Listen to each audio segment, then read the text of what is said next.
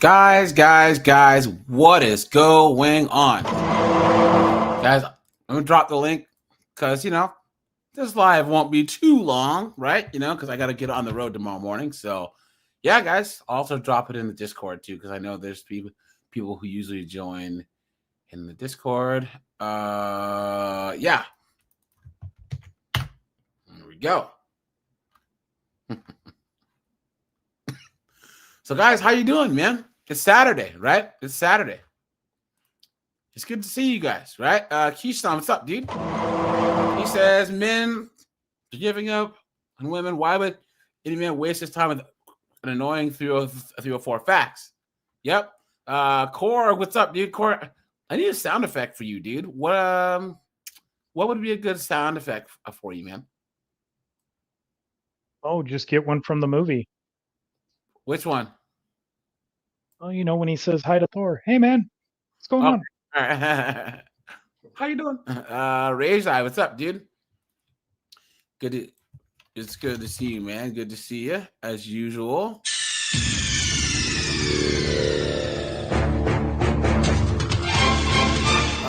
Tim H, what's up, dude? Tim Hicks. Like I said, guys, now YouTube only shows me your actual YouTube names and not the names you used to go by. You know what I'm saying? So some of you guys, I'm still trying to figure out who you are. Obviously, but Jeffrey Diamond, what's up, dude? Wardley beat Parker. Oh, I'll be damned. Let me see. Damon Dennis, man, thanks for the $20, man. He said happy prelated 28K. Yeah, guys, I should hit 28K in the next week, maybe in the next 4 or 5 days. Hey, man, thanks for that, guys. Appreciate that. You are scaring the hoes, guys, and thanks for all you guys that are members. I'm gonna start dropping more members only content, and then also I want to get guys like Korg, Snowboard, Colin, all you guys to actually take part in some of the members only content. You know what I'm saying? Because I think that would actually be pretty cool. Because I do the little fireside chats, and I think that it would be cool to have you guys as part of that, and we can just kind of think about these kind of deep topics. You know what I'm saying? Oh man, Lockie the bounty hunter. I know, right? Yep.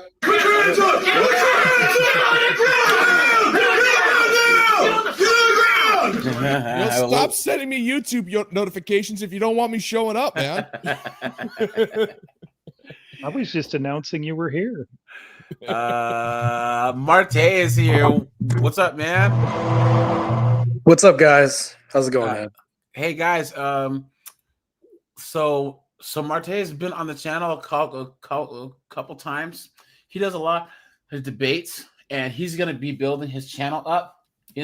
So guys, I'll show you guys his channel here later on in the stream.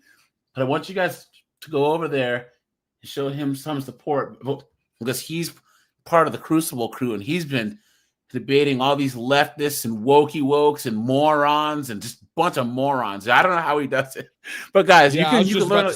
Yeah, you guys can learn a lot about debating and everything by just watching him. You know what I'm saying? And to see him, he was on a panel the other day.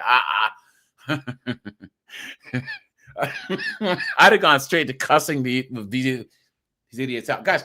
I'm fine with debating, but I don't have the patience. Because, guys, Korg, Locke, Marte, how many times? Well, Marte is exempt because he's the debater, but Locke, Korg, how many times have you talked to a person and they're just being contrarian, right? They're just saying something stupid. It's BS. And you're like, you don't believe this. You don't believe it. Either you're dumb, or you're stupid, or you're just trolling, or all three. You cannot possibly be stupid enough to believe what you're saying. Because you know how there's some people who have pride and they can't say that they were wrong or that their position's wrong, so they're just gonna dig their heels in, So, Locke, what were you saying? Yeah, actually, that happened to me a few days ago at a freaking bar. Yeah. No, I was talking with a guy, and I forget how we got to this point, but he started saying like Trump is a fascist and how Orange like man. all Trump supporters Orange are man. just oh sorry man, I'm sorry. Yeah. But yeah, about all of that stuff and how it's like how everyone else who follows him is just easily led and controlled, and pretty much at that point, I just shut down. I go, okay, hey, whatever, you believe what you believe. I did like at once I hear the what's the word I'm looking for? Like the slogans and like the typical points. The talking points. Thank you. Yep. Yeah, once I hear the talking points, I'm just like, I do not engage. Do not engage. Yeah. I do not need the firefight right now. So I just go to, hey, we all see the world differently. And if they ask me, I go, I'm not entertaining the conversation. And like, my usual go-to line is, you know what? Hey, let's talk about something a little bit more pleasant. Hey, have you ever had a root canal? I hear they're amazing. But here's the thing, guys. Once again, women always say, oh, you conservative men and you all this other stuff. You guys always bring up they always bring up the politics first. And guys, this is going to be like a segue into the topic. But guys, put a 1 in the chat if you guys had friends whose parents were like one was Jewish, one was Catholic, one was conservative, one was Republican. One was conservative, so the other one's liberal. It used to be dating. People would get to know each other, and as long as they were nice and fun to be around, they didn't care about each other's differences. You know what I'm saying? God, those were the days. But now you'll sit down on a date with a chick, and she'll go straight. First of all, she'll go straight into the misandry. Oh, all men are trash and men are this, that. And then she'll be like, who did you vote for? Even if you say that you didn't vote, right? What's she going to say, guys? What's she going to say? How dare you? So she wants you to have voted for Knucklehead Harris. She wants you to be pro-Palestine. So she wants you to be pro-climate change, right? She wants you to basically be her with a schlong. And no ambitious, assertive, a successful guy has done any of the stuff that these women vote for. Supports it. You know what? The funny thing is, I actually did a video on this like a few months back. There was actually a woman. She actually described what the women are looking for to a T. They want somebody who's going to blindly agree with all of their talking points, but also be a cowboy. Yeah. Like, no joke. Like, be manly and built and be able to ride horses and be able to fix cars and do all of this stuff. They want the total package. And it's like, but and the funny thing is, even if that man exists, which he most certainly does not, but if he does exist and they get together, I would give them about 3 weeks before she figures out a reason to break up with him, because she won't be able to stand him because he's a pushover. Yeah, they want the Marlboro man with the pink hat. Marte, what were you saying? I was going to talk to Locke real quick and ask him, well, here's one thing I do. I'm completely different in my stance. If a liberal comes to me and a feminist comes to me and they have a viewpoint, I will engage. I love it. Matter of fact, if I can turn whatever their belief is on its ear and destroy their whole rhetoric, I think I planted some seeds and destroyed them, and it's entertaining for me. But that's just me. Yeah. Guys, here, let's. Since I have three co-anchors here, finish up Locke, and then we'll break some news. Yeah, sure. Sorry, I'll keep it quick. Yeah, one of the reasons why I didn't engage, there was actually 2 reasons. One was professional, because because of my work situation, and people find, like, it's just best, like, you don't mix work and politics. And the second reason is because alcohol was involved, and considering how people get so fueled up, when you mix alcohol into it, I just did not need to be sitting on the alcohol atom bomb. Makes sense. Yeah, makes sense. She'll start throwing stuff at you. You know what I mean? Yeah, and then you'll put your hands up and like push her, and then they're like, "That's a female. That's a female." You know what I'm saying? Are you sure? These days you can't tell, especially B dubs, right, guys? You cannot tell. But guys, let's break some news.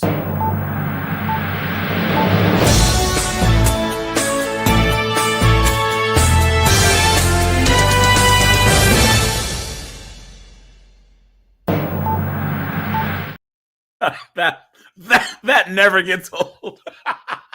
Guys, I'm making one with Snowboard because Snowboard's a regular when I do the news. So I'm making one with him on there because I made him a little animated guy too. So you actually see him pop up on there too. So guys, here we go. It goes out for the single mothers that got kids. Now, what can we do? We can't. You can get a job, you dunderhead. What are you talking about? To feed our kids, let alone. Evil. Women don't want to F Jesus because Jesus lived a monastic life, right? What was it called? Where you don't have a lot of material possessions. Minimalist. Yeah, Jesus lived a minimalist life. He didn't need any. He didn't need much. Yeah, Jesus didn't have a Lambo.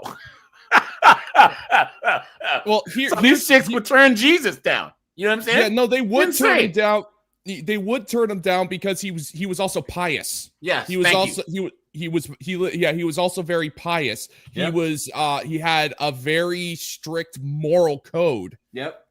Or at least, you know what, if there's anybody out there who actually has studied Christianity, please correct me because I'm not an expert. Yeah. Well, yeah, there was a matchmaker back in the day who that Kevin Samuels had reacted to, where she was saying that her husband was a pastor at a church. You know, they waited until marriage and all these things. And when she was doing these matchmaking for these chicks, her husband's 6'5", pastor of a pretty good sized church. You know, she was saying that per their standards, even her husband, like a guy like her husband, he wasn't good enough. So she's like, you guys are cooked. She said she scored. She knocked it out of the park.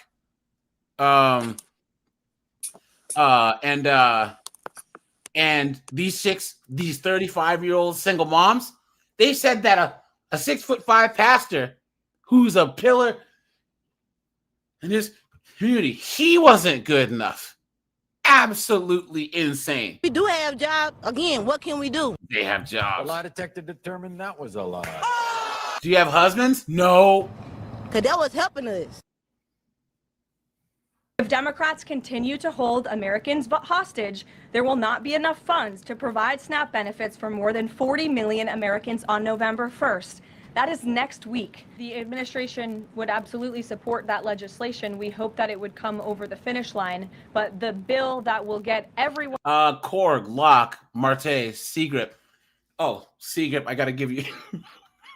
What's up, dude? I gotta give you We're your. out here building a new nation for black people. It's time for you to start paying some dues, nigga. I ain't giving you shit.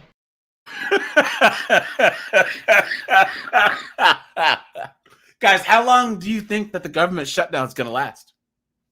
How much longer? I think everybody that's not in the black community is going to not feel this or notice that. Matter of fact, so here's the rhetoric. A lot of B-dubs will say, I hate the government. The government's stupid. Then switch around and say, where are my food stamps the next week? Ironic as hell. Yeah, or they want to defund the police, but then call them and be like, man, why aren't they solving crimes in our neighborhoods? Because you guys don't cooperate. No one says anything. They say stop snitching until their house gets robbed. You know what I'm saying? Guys, oh, speaking of that, there was a guy that I used to live by in college. And he was like, man, I ain't no snitch, man. I ain't no snitch, right? And then someone broke into his apartment. And he was like, oh, man, that's messed up. He called the cops. And then he showed me what happened. And I was like, you knew these people. He's like, how do you know? It's like, because they didn't kick the door in. They like kind of picked the lock. They didn't tear your house apart. They knew exactly where to go. Think of this. Someone that you know will still respect your stuff enough to not trash it. Someone who you don't know, they're going to trash the whole house. But they knew exactly where he kept his money, you know? And but I'm like, and you guys are no snitching, right? So how are you going to solve this? Clowns. Unpaid and put everyone back to work is the clean continuing resolution. That's what the president and Republicans want to see. What you're seeing is this Democrat, Republican fighting. The people on opposite sides of the end won't come to the table, negotiate, and put people first. That is going to kill our state. That's going to kill our country, and is most importantly going to hurt families and kids. Look at that, guys. Millions of Americans are at risk of losing critical benefits that help them cover grocery expenses and formula for babies. They don't get paid livable wages, and so their budget is the difference between. That's funny, guys. All of us are doing fine, right? Right, guys? Keyshawn's doing fine. Captain Palsy's doing fine. Steve's doing fine. Vengeance is doing fine. DTM's doing fine. All of us are doing just fine, right, guys? All these knuckleheads won't have food stamps. Guys, you know what I gotta say? That ain't got shit to do with me. Hey, that ain't got shit to do with me. That ain't got shit to do with me. Hey, that ain't got shit to do with me.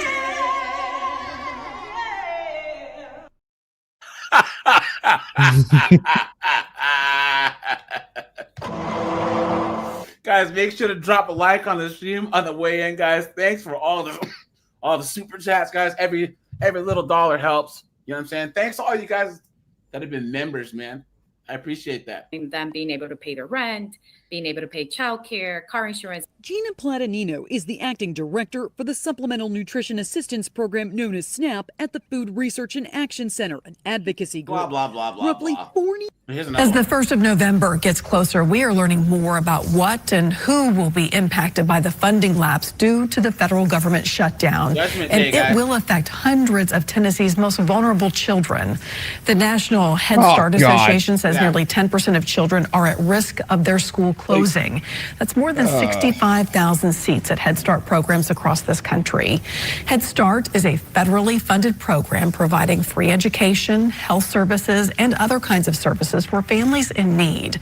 And we know here in Tennessee, I tell you guys, these schools shutting down actually might be a good thing. Because put a 1 in the chat if you honestly believe that in a lot of places, sending kids to public school is child abuse almost. Pretty much. Like, You know? this is one thing that just really bothers the HE double hockey sticks out of me. I'm gonna try to keep the language clean, but like, Appreciate that. yeah, like this drives me nuts.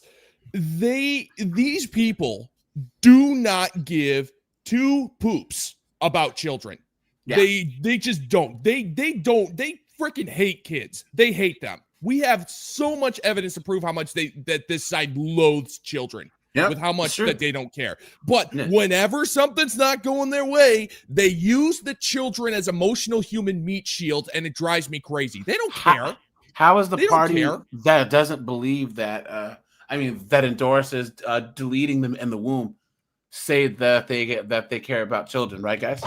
Yeah, it's 17% of women who are the B dubs on that side, and it's small percentage, right? But they lead in ABs when it comes to deleting children. Make that make sense.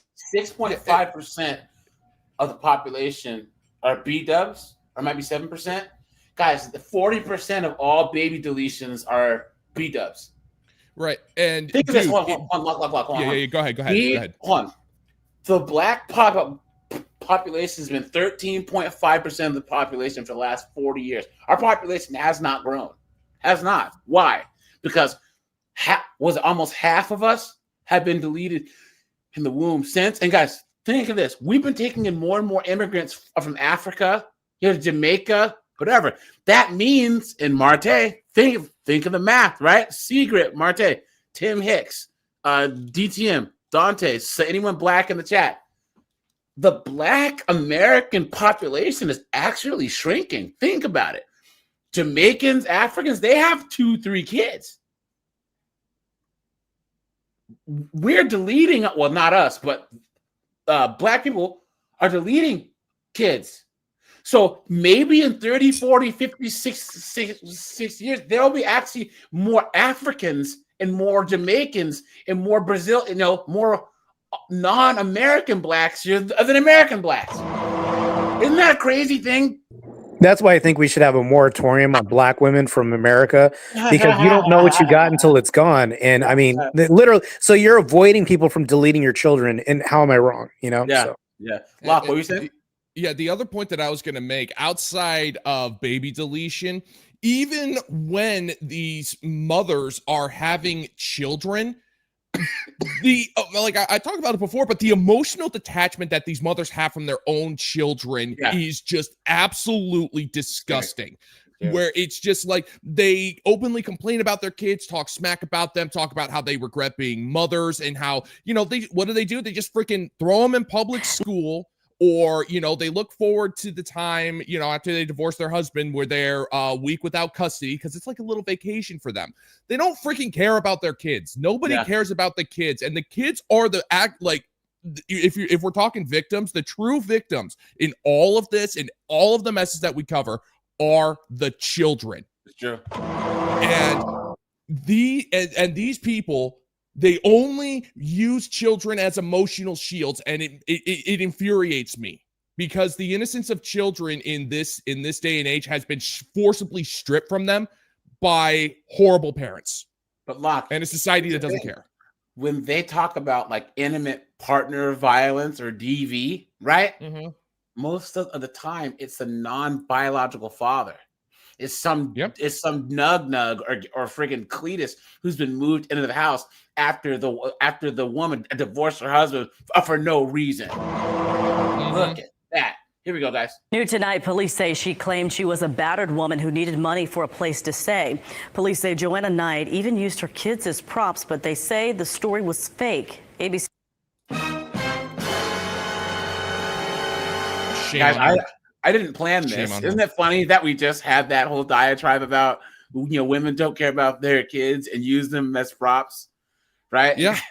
I was just about to say accessories before you played that clip. Thank you. Yep. Yeah, it's exactly what they are. You know what? This chick, if she were to lose about 30 pounds, because she has some DSLs, you know what I'm saying, guys? I smash, you know what I'm saying? I would tell her my name is Locke the Bounty Hunter, but hey, She's like all these things. Hey, don't drag me into it. They can start a leaf blower. Why are you dragging me into this? What did I ever do to you, AJ? You were born. No, I still. Hey! The American government apologized for my birth on multiple occasions. You can't keep using that excuse. I still hit her with my patent.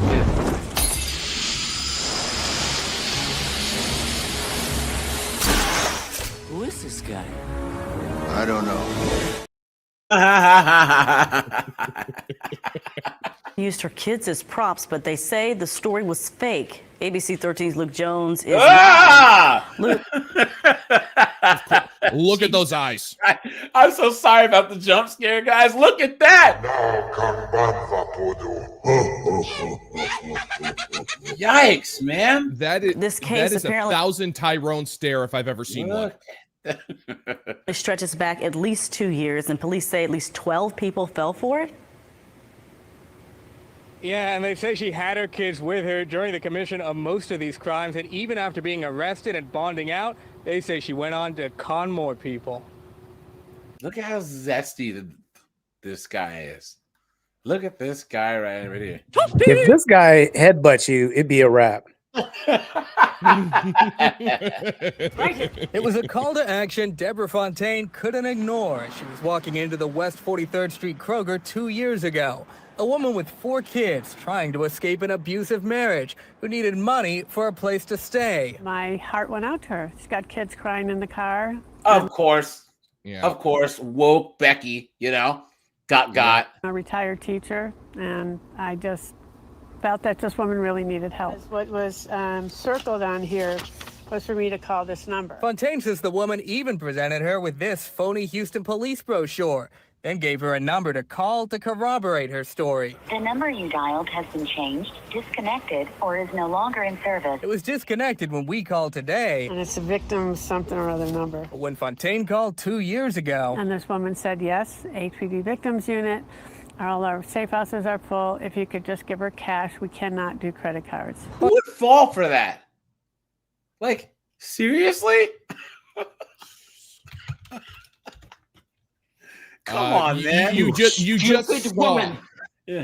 saw who would fall for it. Look at that, man. Fontaine says she ended up withdrawing $300 from the bank and giving it to the woman police now identify as Joanna Knight.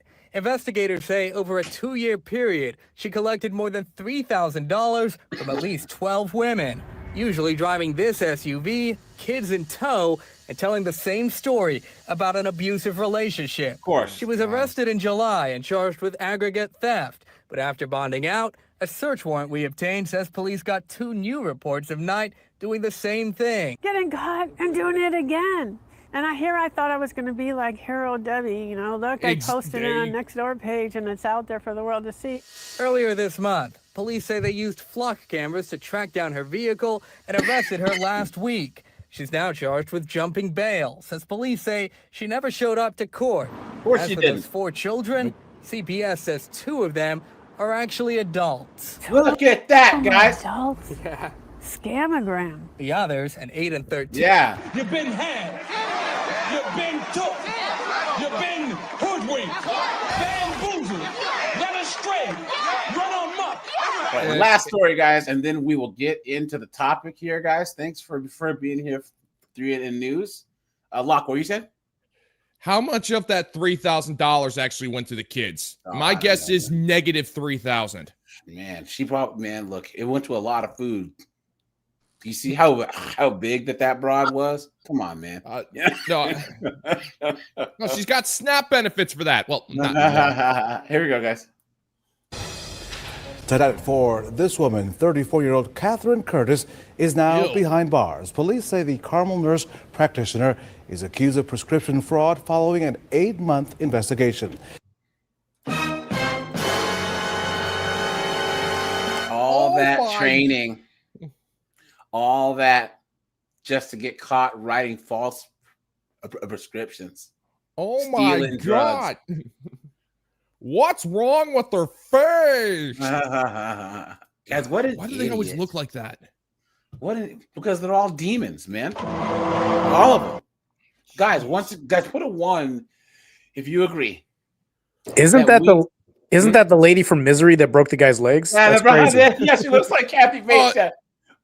Because we are dealing with in the West the most anti-life, anti-family, anti-America, anti-capitalist, anti-intellectualism, dunderheaded group of women that's ever lived, man. I'm actually glad you said something, AJ, because I almost ran to the defense of Kathy Bates. Then I remembered she ruined Matlock. Yeah, they made her Matlock, dude. Come on, she ruined Matlock.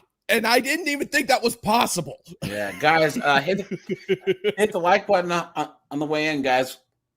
Let's have some more likes, guys. Appreciate that. Thanks for joining us on this Friday here at First Live at First at 4. I'm Rafael Sanchez. And I'm Aaliyah Blackburn. Fox 59's Jesse Wells spoke with police and prosecutors today to explain what happened. She's built like Marshawn Lynch. happened and where this case goes from here. Prosecutors here in Hamilton County have filed a 72-hour hold and expect formal charges against the suspect to be filed next week. They say prescription fraud, like this case, endangers the public and absolutely will not be tolerated. This door is locked. The business, called Reclaim Wellness, is closed after being raided this week. Inside this office building in Carmel, police say a nurse practitioner wrote fraudulent prescriptions for numerous patients all over Indiana. He got out of control. It's not only against the law, it's a violation of the public's trust. Investigators. Look at the size of this dude's head. Dude, he doesn't have daydreams. He has full motion pictures. You know what I'm saying? It's full-length films. You know what I mean? Damn. Hey, AJ, this is the type of guy you want stuck with you on a deserted island because you point his head towards the sun. They'll be able to see the shine for like 6 miles. Dude, he's like a black Dr. Robotnik, dude. Look at this guy, right? MPD's Drug Task Force, along with the DEA and Carmel Police, believe 34-year-old Catherine Curtis not only overprescribed medication to clients, she also wrote prescriptions using other identities. It's very reckless. It's happening in our backyard, and it's essentially a pill mill. That pharmacy technician asked not to be identified, but says Curtis's actions raised red flags at her business and many others over the last several months. we had all caught on that Catherine Curtis was writing prescriptions, and there was really no backstory for the prescribers. Yet if one pharmacy like this CVS, for example, would put Curtis on a do not fill list, she would allegedly just try another location or use a different name. She would fill at a certain Kroger or CVS, and then they would get it figured out, and they would shut her down, and then she would move to the next one. So she would kind of store hop. In addition to the alleged fraud involving patients, court records in a custody dispute claim Curtis also provided unnecessary medication to her own child. Of course she did. Prescription fraud undermines the whole system. While the criminal case in Hamilton County is still pending, police and prosecutors hope the bust sends a clear message. People should not think that they can get away with this kind of behavior. We're going to catch you. We're committed to keeping illegal narcotics off the streets. It doesn't matter if it comes from a drug dealer. It doesn't matter if it comes from a medical professional.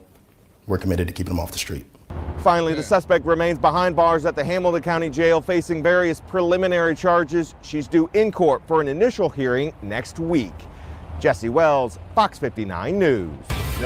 Jesse, thank you. Turning now. Yep. So, guys, on to the topic here, right? So, guys, you know what made me bring this topic up was there was a couple young guys at the gym, you know? And I was at the gym today, you know, and there are these three guys. One of them had graduated from college, and the other two were actually in college. And yeah, guys, back when I was in college, I was partying, smashing chicks, you know, getting it in. But these three dudes, they're just like, they go to the gym, they, you know, do their homework, or the other kids interviewing for jobs, and they you know, play Fortnite or play Call of Duty. They go to football games, and they just don't deal with chicks at all. They don't. And these are like, you know, like in shape, like not neck bearded weirdos. These are like dudes who should be out there getting it in. You know what I'm saying? But they just don't see the point. Now, guys, this is a big phenomenon. This is seriously going on, you know?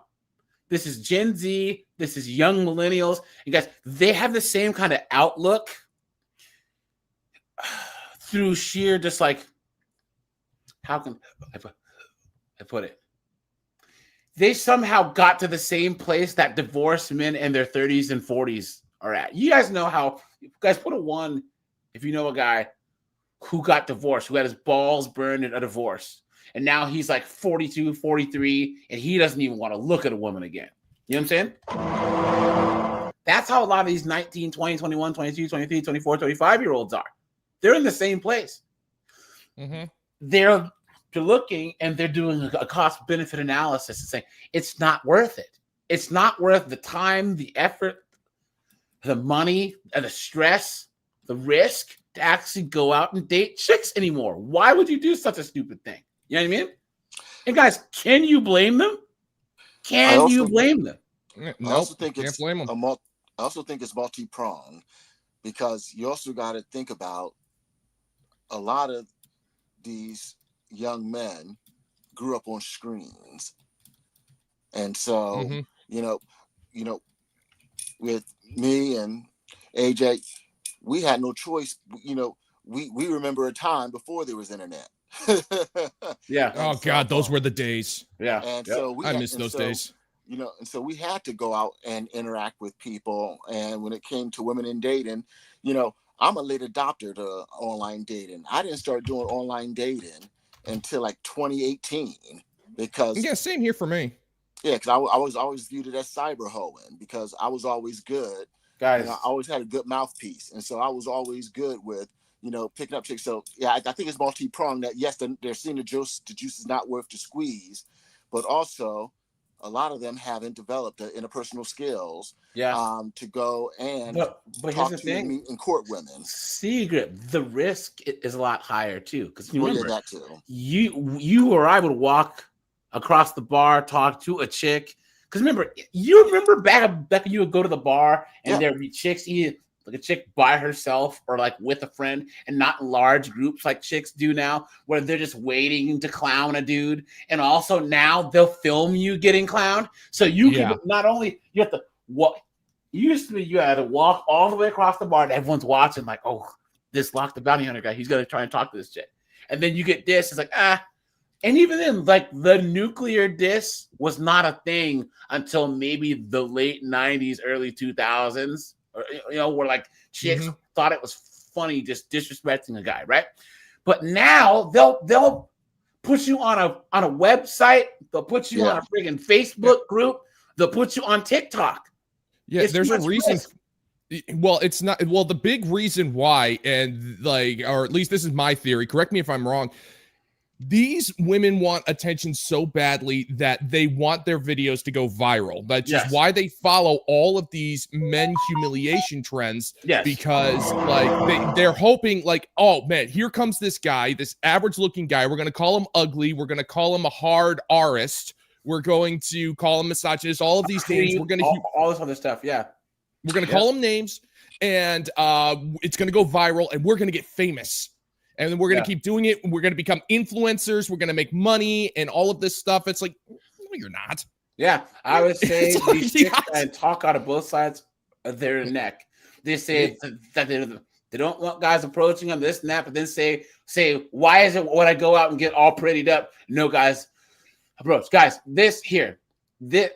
Secret's a little bit older than me, because this right here shows you like can sum up back when I was growing up. Guys, here you go.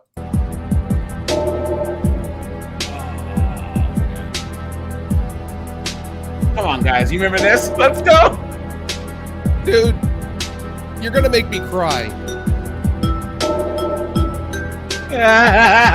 Let's go. This was like this was freshman year of high school, dude.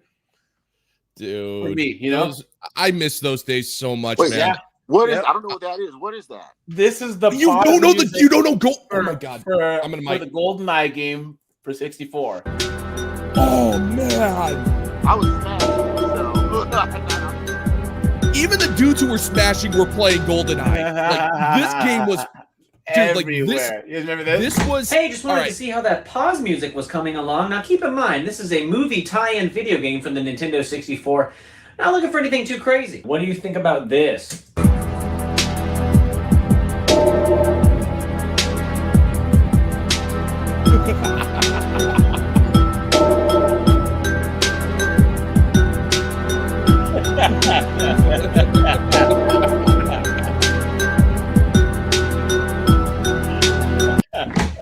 Anyways, so guys, Secret. So if you're familiar with Halo, GoldenEye was the Halo before Halo. Yeah, dude, like I remember, man, it was crazy. Like this is one of the games like Halo where, guys, in the 90s there was wrestling. Wrestling was the thing when it was like NWO and DX and all that. That was the thing at my high school that got all the guys. The chess club to the football players to the Christian club, we would meet under the flagpole every morning. Like, we would all have our NWO shirts or whatever. Yo, did you watch wrestling? What? And then when GoldenEye came out, oh man, and dude, it was nuts. Like you would have people at your house. I'm like, Mom, can my friends come over? And it would be like people you barely. Oh, you got GoldenEye. What? Yeah, wow. And then when Halo came out, I used to work at a restaurant. We would bring our TVs and our Xboxes. We would clear we would close the restaurant, clear the floor, and then have like a whole LAN party going on. It was nuts, So. Yeah. So guys, Oh, sorry, I didn't mean to talk over you, man. I'm sorry. No, you're all good. No, because you actually brought up something like really interesting. Because I actually heard a theory about this. Like the internet is one of the reasons why we're in this mess is because we have far too many options, and things like YouTube have created these micro niches for everybody. Well, back in remember, Locke, the internet brought us all together first. And like you got mail days, right? From about 94 to about 2000, I want to say 2013, because 2013, 14 is when the algorithm started taking off. And then all of a sudden, the algorithm, it would pull you into your own little echo chamber. Right. You know what I'm saying? But I watch Christian stuff. I watch atheist stuff. I watch woke stuff. I watch conservative stuff. I watch everything just because I like to see what all sides are all doing. You know what I'm saying? Right. But I mean, Locke does that. Korg does that. Siga, because all of us, Marte does it because we like to be informed. We like to see what all sides are saying. But there's people, especially women, who only look at the far small bit. They'll watch, the Young Turks and friggin' David Pakman and all these goofballs. You know what I'm saying? And they get stuck in this small echo chamber of foolishness after having gone to some woke college. A good example of this, guys, that stupid broad that ruined Bud Light. Oh God, that was hilarious. That Melissa Heinerscheid chick. How stupid, you might say? Could it be because she was from California, graduated from some woke liberal high school, went to some woke liberal college, did her MBA at a woke liberal college, did an internship at a woke company, and then went to Bud Light? She didn't honestly consider that the people that would drink Bud Light drink it at football games, at UFC fights. It's cheap beer for, hey, Korg, Locke, Secret, Marte, the UFC fights on. Come on over. I got beer. I'm gonna go get a couple packs of Bud, but well, not anymore, But you would get a couple packs of Bud Light, have some pizzas. You know what I'm saying? Those were the guys who drank Bud Light. So, yeah, what she did for Bud Light is what Disney did to Star Wars. They took something which was a stable product, which was virtually a license to print money. All you have to do is the same thing. Maybe do a couple of tweaks, maybe with a slightly different ad campaign, but just don't F with the formula and you'll get money. And she figured out a way to take a cash cow and completely render it worthless. I'm almost impressed. A lot of this started from Dylan Mulvaney too. That was a massive issue too. God, that would be so uncomfortable. Whoa, we need to have Star Wars have more mass appeal. It was the most popular franchise of all time. What more mass appeal do you need? That'd be like saying Michael Jackson needs more mass. He's the greatest musician of all time. He's the most popular musician of all time.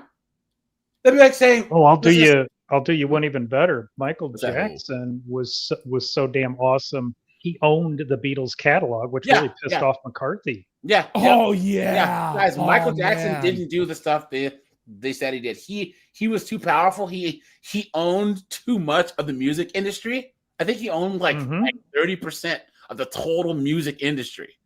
And then they had him to start selling it off. And then he said no. And now all of a sudden, all these people started coming forward and saying that he did all the stuff. And after he passed, a whole bunch of the people involved said that they lied and that he didn't do anything. It's a joke. Michael Jackson and he killed SC Grip. SC Grip. Hey man, remember back in the day when Michael Jackson ruled the charts for almost a year straight with Thriller? Almost 2. It was like almost 2 years. Yeah, that's right. It was almost 2 years. People the Thriller video. The Thriller video was so ahead of its time that I can remember when one of the local stations played that video on TV and said it would never be aired again because it was so terrifying. Yeah. I remember, guys, when a new Michael Jackson video came out, everything stopped. Oh, the world stopped. The world stopped. Oh yeah. And then the next day, did you see the Michael Jackson video? No way! It was crazy. Because he took music videos and turned them into a whole new art form of storytelling. And so watching his videos, if you look at a lot of his videos, they were like short films, 7 10 minutes long, and you were engaged the whole time. Like I said, Thriller, Smooth Criminal. I was going to say, we were mesmerized when Smooth Criminal debuted. But guys, here's the thing. They was like, oh, Taylor Swift's made the most money on her tour because she's charging $4,000 for a ticket. Okay, guys, so Taylor Swift is not. Michael Jackson is the most famous entertainer of all time. People go, well, Drake and Taylor Swift. People in Zimbabwe don't know who Taylor Swift is. But if you nobody put cared. on Thriller, someone's gonna start moonwalking. Oh, yeah. You know what I'm saying? Oh, Michael Jackson sold out the concert in communist Russia in the 80s. He was in Moscow. They weren't even supposed to have money, and somehow he sold out the concert. Yeah, he was the Rocky IV for pop music. Yeah. You can change. But when he filmed the video, They Don't Care About Us in Brazil, and he filmed it in the favelas. Yeah. And this was in this particular favela, this was a place where cops didn't even go. Yeah. And what he did was he had his people reach out to the leader of the gangs in that favela, and he literally said, you guys don't have to worry about anything, and you can leave all your camera and equipment out unguarded. No one will touch it. Yeah. Because he was a Michael Jackson fan. There's this Indian state. There's a state in India that was anti-West back in the 80s. Like they were you couldn't do anything Western there at all. They banned music, they banned all this other stuff. It had to be Indian. They changed the law just so Michael Jackson could come through and do an appearance and to do a little show. They changed the laws. They had a vote. You guys, Michael Jackson, there will never be another Michael Jackson. Period. Guys, no internet. You know what I'm saying? No nothing. Just word of mouth. Good advertising, and then putting on shows the likes of which will never be seen again. You guys remember he did the concert in Central Park, and in the middle of the show, the helicopter comes, and the guy comes down. He rappels down from the helicopter with a suitcase, and he hands Michael Jackson the suitcase, and Michael Jackson opens up and pulls out the sequin glove, and everyone, dude, he was the man. He was the man. Dude, I remember this was like this. So we were born in different time. I know Secret and I were born in different times, but I remember this watching The Simpsons on Sunday. I'm not talking about Bartman, even though that's something different. Like I remember we were watching a new episode of The Simpsons, and then right after they showed the Michael Jackson, they premiered the Michael Jackson video for I believe it was like a Black or White or something like that. Yeah. Here's the thing. Like The Simpsons at the time were like, they're a joke now, but back then they were a cultural juggernaut. So I remember. This was the Sunday evening equivalent of having a primetime Super Bowl ad. Yeah. That was such a huge deal. Everyone was talking about it. Like even I was. It's like, actually, that music video wasn't too bad. I'm gonna really date myself now. But see, again, Michael Jackson show. Just to see Tracy, The Simpsons. Yeah. Oh man, she's fun. She's talk about funny comedian. She wasn't bad. Tracy Ullman was not bad. Guys, Michael Jackson had the best Super Bowl show too. He comes out, he jumps out, just boom, and the pyrotechnics go off, and he stands there for like 120 seconds, not saying a word, and everyone is just going absolutely insane. It's the only time where more people watch the halftime show in the Super Bowl. Oh yeah, that's never been done. I don't doubt it. It's like it's Michael freaking Jackson. Yeah, and actually, so for anyone who's actually interested in hearing more about Michael Jackson, there is a conservative commentator named Razor Fist. He's very foul mouthed, but he's awesome. He actually did like a in-depth rebuttal video refuting the charges against Michael Jackson. It's actually really freaking good. I highly recommend checking it out. It was just that he had too much power, and he owned too much stuff, and so they decided to take him down. And the reason why he settled, because guys, oftentimes celebrities want stuff to just go away. They tell the team, I don't want to deal with this anymore. Do whatever it takes. That's like Shannon Sharp. Shannon Sharp settled because he said, I'm tired of this. I don't want any more of my business out there. Get it done. And they got it done. So guys, here we go. The average cost of a date today varies, with estimates range from $59 to $168 per date. That's $168 too many. Yeah. Some data says it could be $125 a date. Look at that, guys. Dinner and a movie, $123. all on some skeezer who's gonna go home and smash Chad that night. Absolutely. And then these rods are, I'm not gonna do a coffee date, please. Come on, man. Look at that. Keyshawn says, who was better, DX or NWO? DX was. Guys, the first iteration of DX was the best when it was Rick Rude, Triple H, Shawn Michaels in China, and then Rick Rude left. They were the best because, guys, they revolutionized wrestling, and they would actually wrestle matches, whereas the NWO wouldn't. Yeah, 9 times out of 10, they wouldn't even do a match, or they would start one and then all jump the guy and then get disqualified. But Prime, I'm just gonna say again. Sorry, I was just gonna throw this out there. I'm probably gonna get a lot of hate for this, but Hulk Hogan is overrated. Yeah, he is. He's overrated, and the fact is, I thought the NWO storyline was absolutely brilliant. The Monday Night Wars were a sight to behold. Yeah, but but the thing is, it was freaking Hogan. The Hogan was a one-trick pony back then. Yeah, but here's the thing. Hogan could actually wrestle. Watch him in Japan. He was a really good wrestler. He just never did in United States, but he's a really good technical grappler because he had to because he learned how to wrestle in Japan. It just wasn't the style that Americans had.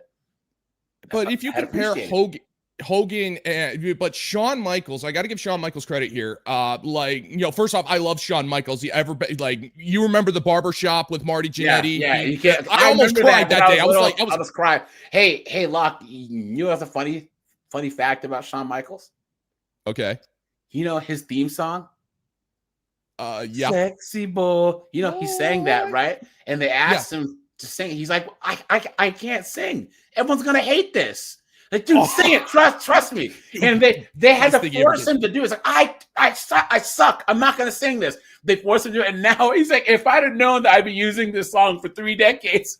Dude, the thing is that that song,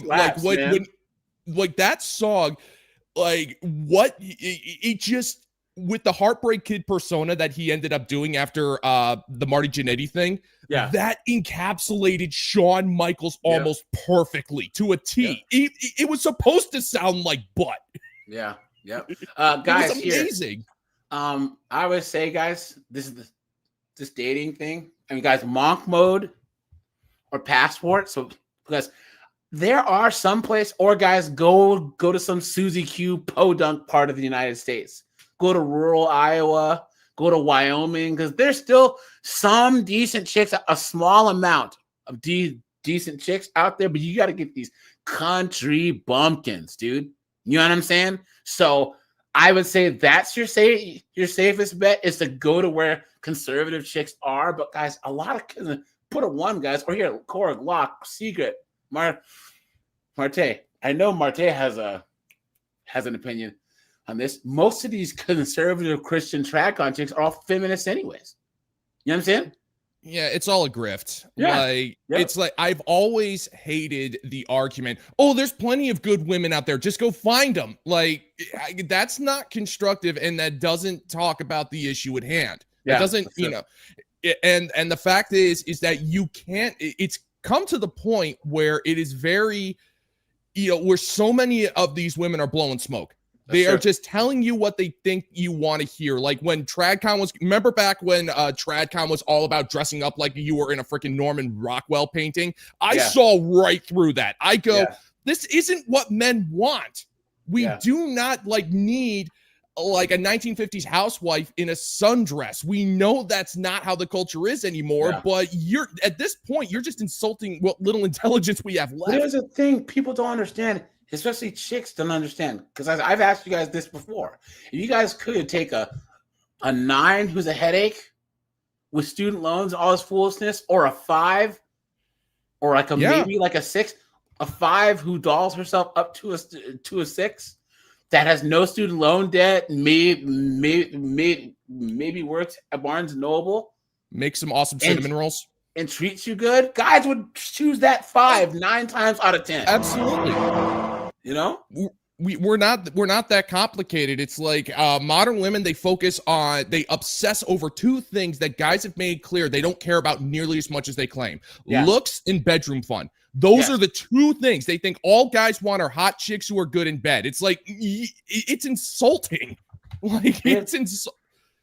It comes down to this, feed us, F us, respect us, and be loyal to us. For the most part, I would say for 90% of all men, that's probably the four things that we really look for. Yeah, that's true.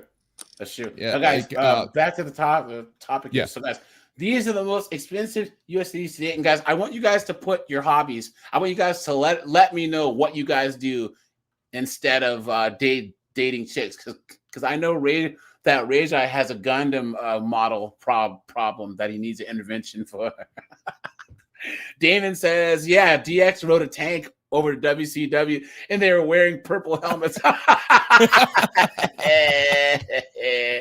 Thanks for that, man. Appreciate that. You are scaring the hoes. Now, guys, look at this. The most expensive cities for a date, and you can guarantee they're all blue cities, right? New York, $155 for a date. San Francisco, $144. San Jose, $141. Seattle, $137. Miami, $127. DC, $125. LA, $125. Boston, $124. Sacramento, here, I'll make this bigger, guys. So, in other words, we have a massive simp problem. Yeah. My God. Yeah. Like, here's what people don't understand. Like, if you are with a woman who actually genuinely wants to spend time with you, she is not going to care about the price tag of the date. If you are spending in excess, I would say, of even $20 on a date, then you're trying too hard. Yep. Guys, the places with the cheapest: Oklahoma City, $87. Milwaukee, $95. $87 is the cheapest date. It's still too much. Nuts. Richmond, $97. Cincinnati, $98. Charlotte, $99. Orlando, $99. Jacksonville, Florida, $100. Vegas, $100. Come on, are these people? All right, what exactly do they mean? What do they mean? Vegas is $100 for the half hour. I see what you did there. Hey-o. It's to get it to leave, right? You pay for the leave afterward. Look at that. Right. Two post-date drinks, $16 in New York. Getting post-date? Movie tickets in New York, $32. Look at that. That is why we have the rise of coffee dates, and that's why modern women can't stand it. They can't stand it. Yeah. And they're like, I don't see the issue because you aren't the one spending the money. And guys, don't you always love it where they try and do this flim-flam? Well, I think whoever asks should pay because I believe in equality. But how many chicks ask guys out? They never do. Oh, because they're afraid of getting shot down. Guys, here you go. Well, and they hide behind, and it's funny, they hide behind the traditionalism. Like, oh, it's the man's job to ask me out. I'll never do it. It's like, no, you'll never do it because you got nothing to say. Yep. Oh, yeah, you are guys. Socially inept. Yeah. How many times have you guys seen chicks whining about Hinge? Oh, dude, like, because they have to the start Hinge the complaints are our bread. Oh, sorry, man. I talked over you. Sorry. Oh, no, you're all good. There was a video that I did like a long time ago, but they were saying that Hinge was actually like against women because it puts too much pressure on. It's like, but you guys wanted this. You wanted an app where you had to make the first move, and now you're saying that it's misogyny? Please. Oh, man. Hey, AJ, do you remember the infamous Hinge hack? Like, oh my God, this was I was laughing my head off when I heard about this. So modern women were complaining that there weren't enough men on Hinge or enough good-looking men on Hinge, right? And so they would go, and they thought this was the ultimate hack. It was like, all you got to do is go and delete your account, but don't delete it. Just say you're going to delete it, and then they'll offer like a system refresh or a match refresh. And then once you agree to the match refresh, all of a sudden their feed is flooded with hot guys. And they thought it was a hack, like it was supposed to fix it. Well, oh, really? Freaking yeah. Like this was about a year ago. And I was laughing my head off when I heard this. It's like, you guys are like, I thought you were dumb, but I wasn't giving you enough credit for your stupidity. Wow. Yeah. So guys, it's Hinge is brilliant. Yeah. Hinge and Bumble both. Yeah. It's insane, Not guys. so much Tinder anymore, but yeah, Hinge and Bumble, they were absolutely brilliant in how they were able, because they'll never understand, like, dating apps are designed to keep women single. That is their sole purpose. Yeah. Because without women, they make no money. If there's no women on these dating apps, then it's a sausage fest. Guys, look at this. So there are more reasons for young men to give up dating rather than try. And this person deleted their original post. This person says there's a fact that hobbies, social groups, and even expanding your social circle through friends or other friends is expensive for young people, and that makes finding people to click with naturally difficult. There's a lack of social skills, blah, blah, blah. A lot of young people struggle. Now, and you notice how I talked about men, but this person's saying people. And someone says, that's probably because so many women said that they would never date someone as a friend because they didn't want to risk losing the friendship. So guys using that advice and trying to avoid being seen as a friend and undateable. And this guy's, and of course, this person, there's a nuance, right?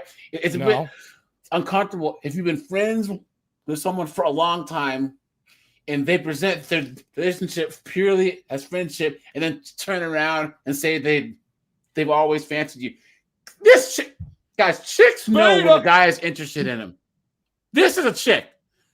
Yeah, they guys don't just want to talk to you and do stuff for you unless they want to smash.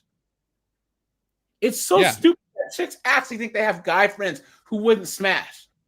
What a joke, guys. Never, ever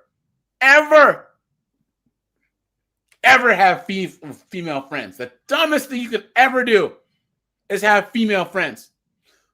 Because it's an uneven exchange of time and resources.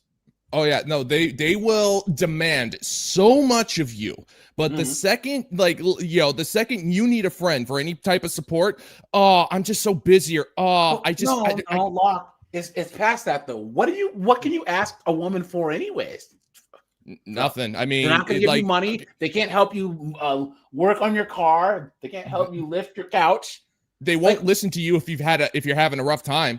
Like that's another big one. Like, they will gladly complain to you endlessly about their problems in life. But if you're ever having some problems, all of a sudden, oh my God, I'm so busy. Or, oh my God, I can't, I can't handle this right now. Yeah, like talk to your guy friends, guys, because once again, these chicks are useless. Hold on. Evil Eddie says only have hot female friends when you go out. Other hot chicks see you with this one. But that hot female friend's going to expect you to buy her drinks or pay for her food, or if you guys hang out, she wants you to pick her up. Guys, chicks use guy friends so they can have that boyfriend or husband experience and not put out. That's all it is. Yeah. The friend zone is just it's just a list of commodity providers. Yeah, they see you as a commodity to use when they say, I don't want to ruin our friendship. Oh, you see me as a commodity then. Yeah, you're just you're gonna need me for something, and then you're just gonna throw me back in the attic when you're done. Yeah, this guy says men should be treated better and not shamed for giving up on dating. Facts. This guys, all you young guys, you have all the time in the world. Trust you guys, 35-year-old you, 45-year-old you. If you keep on the path you're on and you're successful, guys, they will be throwing themselves at you. Guys, wait till you have all the desperate 35, 45-year-old chicks that are desperate. It's like shooting freaking fish in a barrel.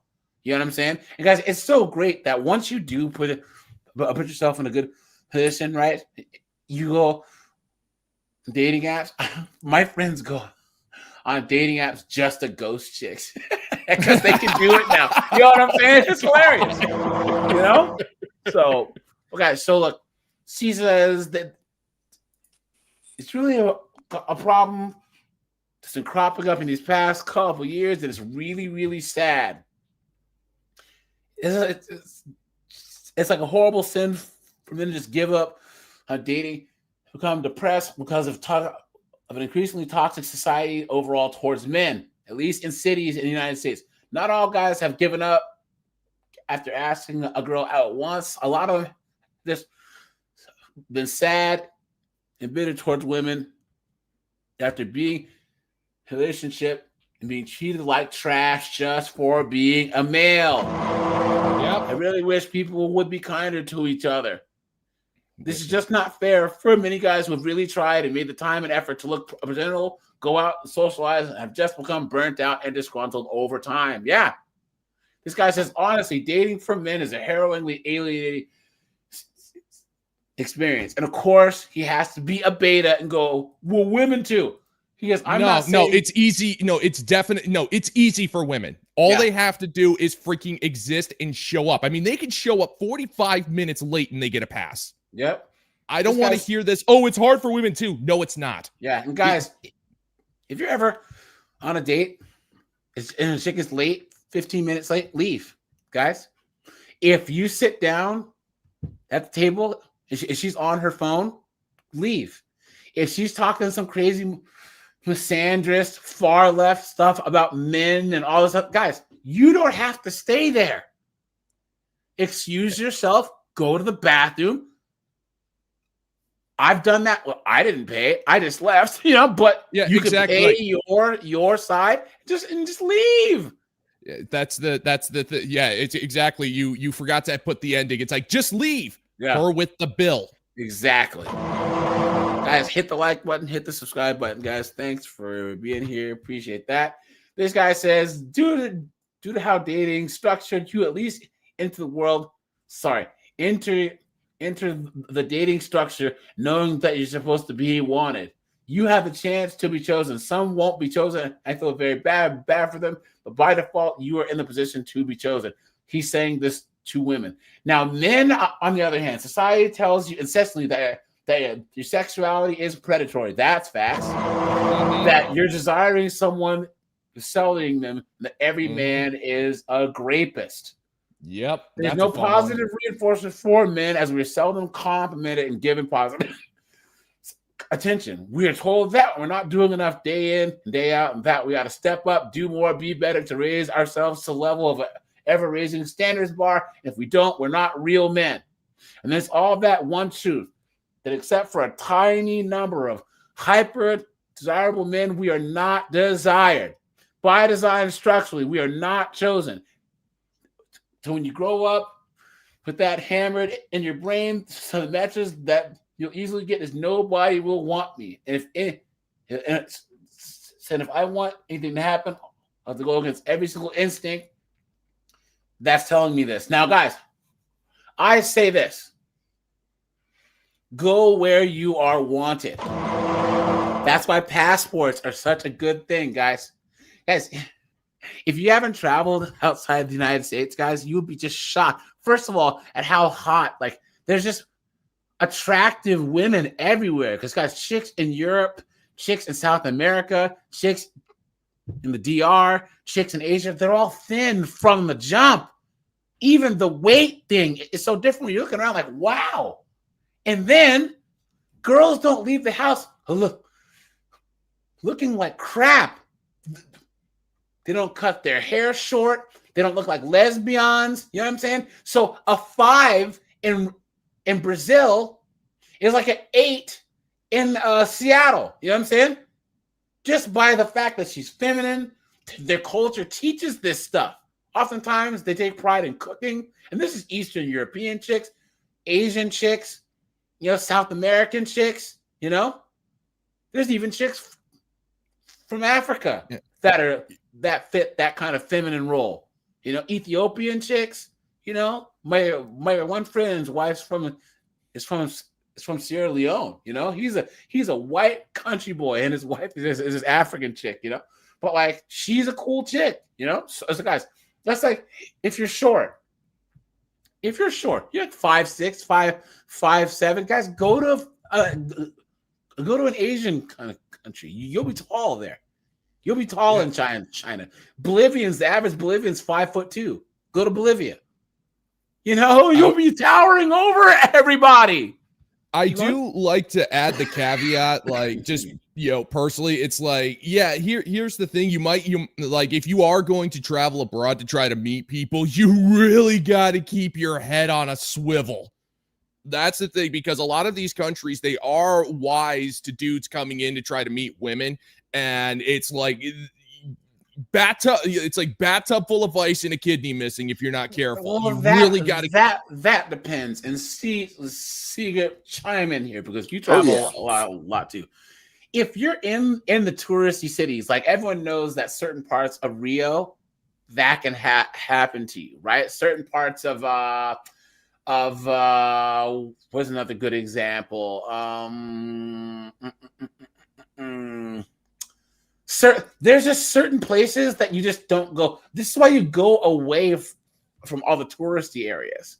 You go to where the regular people live. You know, you don't go to these places where you know that there's okay, if the place is like a lot of hustle bustle and it's like Vegas, you know that a hot chick walking up to you is probably a prostitute, just like you would in Vegas.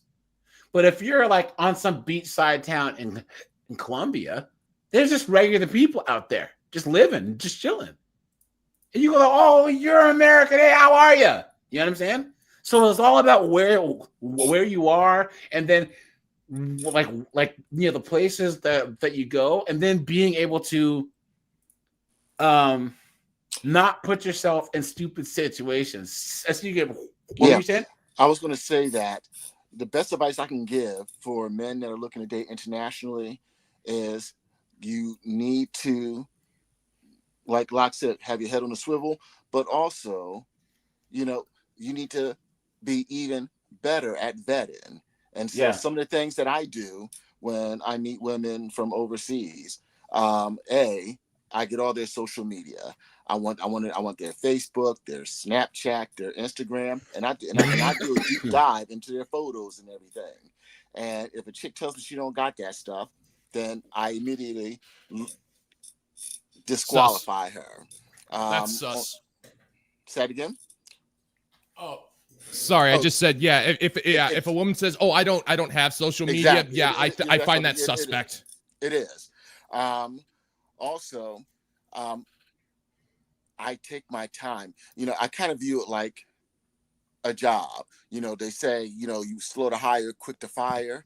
And so I literally will vet a woman for several days if I'm living over there to several weeks before I even meet with anyone. And then even then, I still keep my head on the swivel and, you know, but I know in regards to the whole monk mode thing, I've taken that to the next level because I'm telling you right now, best thing that ever happened to me was, you know, when I started, first of all, I'm used to dating internationally because I was in the military. But in 2018, you know, 2017 was the last year I dated Western women. And I've just been exclusively, you know, dated internationally since 2018. And I haven't been, this is the happiest that I've been. This is the most that I've ever saved. You know, everything's just better on a whole lot, on a lot of different levels. Yeah. Like this would literally have to be its own stream. Talking about this. Guys, we will do a passport roast stream because I haven't done one yet. So Secret, I want you on there for that. And I can talk about my experiences traveling and stuff too. But guys, you would just be shocked. You go to like, you know, Eastern Europe, you go to, you know, Germany, even you go to Italy, they're just everywhere. There's dimes working at Starbucks. Like, holy moly. Like it's just, they're and guys, this is why so many like Hispanic dudes and Italian dudes and Russian dudes, this is why they have the attitude about women that they have, because hot chicks, they just grow up around them. So hot chicks are just like females to them. Like, who are you? You know what I'm saying? Whereas not a lot of dudes simp in Brazil. You know what I'm saying? Because they're just used to having hot chicks around. Hold on. Damon Dennis says, the the more that you mistreat a chick, the more she desires you. If you treat her like a gentleman, she'll crap on you. That's absolute facts, guys. That's absolute facts, guys. It sucks that that's how it is. Back in my simping days, I didn't. Yeah. Back in my simping days, I didn't want to believe it. Yeah, you know, you don't want to believe that, but it's the sad truth. Yep. It's the sad freaking truth. Thanks for the 999, man. Oops, sorry guys, there we go. You are scaring the hoes. Thanks for that, man. One of the things I used to say is, you know, look, I'm in the land of Hold on, Seagrip. He says Tim Hicks says Seagrip, international man of cheek clapping.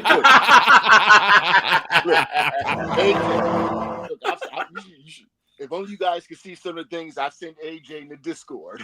yeah, man. Seagrip can pull, man, straight up, dude. So, but here's the thing. But you know, when we were talking about that 150 dating, one of the things that I love, because I'm one of these men that I love going out. I love going out to eat. I love trying different restaurants. Keep talking, guys. I'll be back. And so one of the things that I love most about dating internationally, I call it dating arbitrage, is taking advantage of discrepancies in regards to, you know, just the cost of living. And so that 150 that you'll spend on a date here, you can literally have the exact same date in Dominican Republic, Colombia, for a third. And so literally I can take 3 women out on 3 amazing dates. Things that, and the good thing about the places that I go, like we're talking high quality restaurants, high quality food, and the women are appreciative because this is not something they do on in any type of regularity, especially if you're dating regular chicks. Because I love picking up women in the supermarket. I had my friends going crazy because I picked up a cop in DR. She was going traffic, and I picked her up. And so, and like I said, you know, and so you don't mind dating and going out with women because it's not the same capital investment that you do over here. Yeah, fair enough. I mean, I don't know. It's just I've always been like when it comes to this kind of stuff, I've always been a cynic. It's just who I am naturally, and I've actually been kind of viewing the whole passport bro thing. It's the same way as I call them CNN stock tips, where it's like, you know, where because the thing is, the passport bro thing has actually grown fairly large. So a lot of these countries, I mean, people like Thailand is a great example. Like people swear by Thailand. And it's like, but the funny thing is, it's like one thing, like I tell people, you know, Thailand has been fairly westernized for a long time, you know, and so pretty much everyone goes, oh no, it's like, you know, and don't get me wrong, you know, like there's a lot of great things about living internationally. I've done it. I've done it quite a few times. It's freaking awesome. But like, I like, you know, I tell people it's like, one of the things I'll say is if you're going to go for multiple reasons, not just to pick up chicks. But here's the thing. Whoa, hold on. Wait.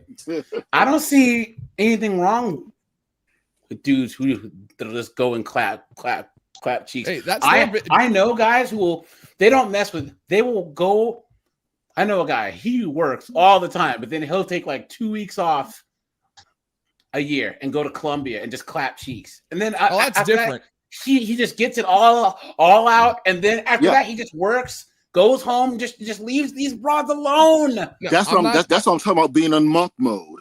Yeah. Because that's what I started doing when I relocated and I joined in the company that I work for now. I was focused on my career and trying to get to a certain level.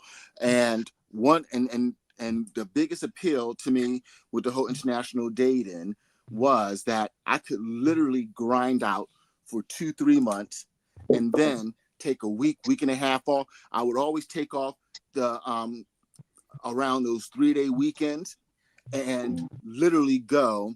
And when I get so much stuff out of my system, it's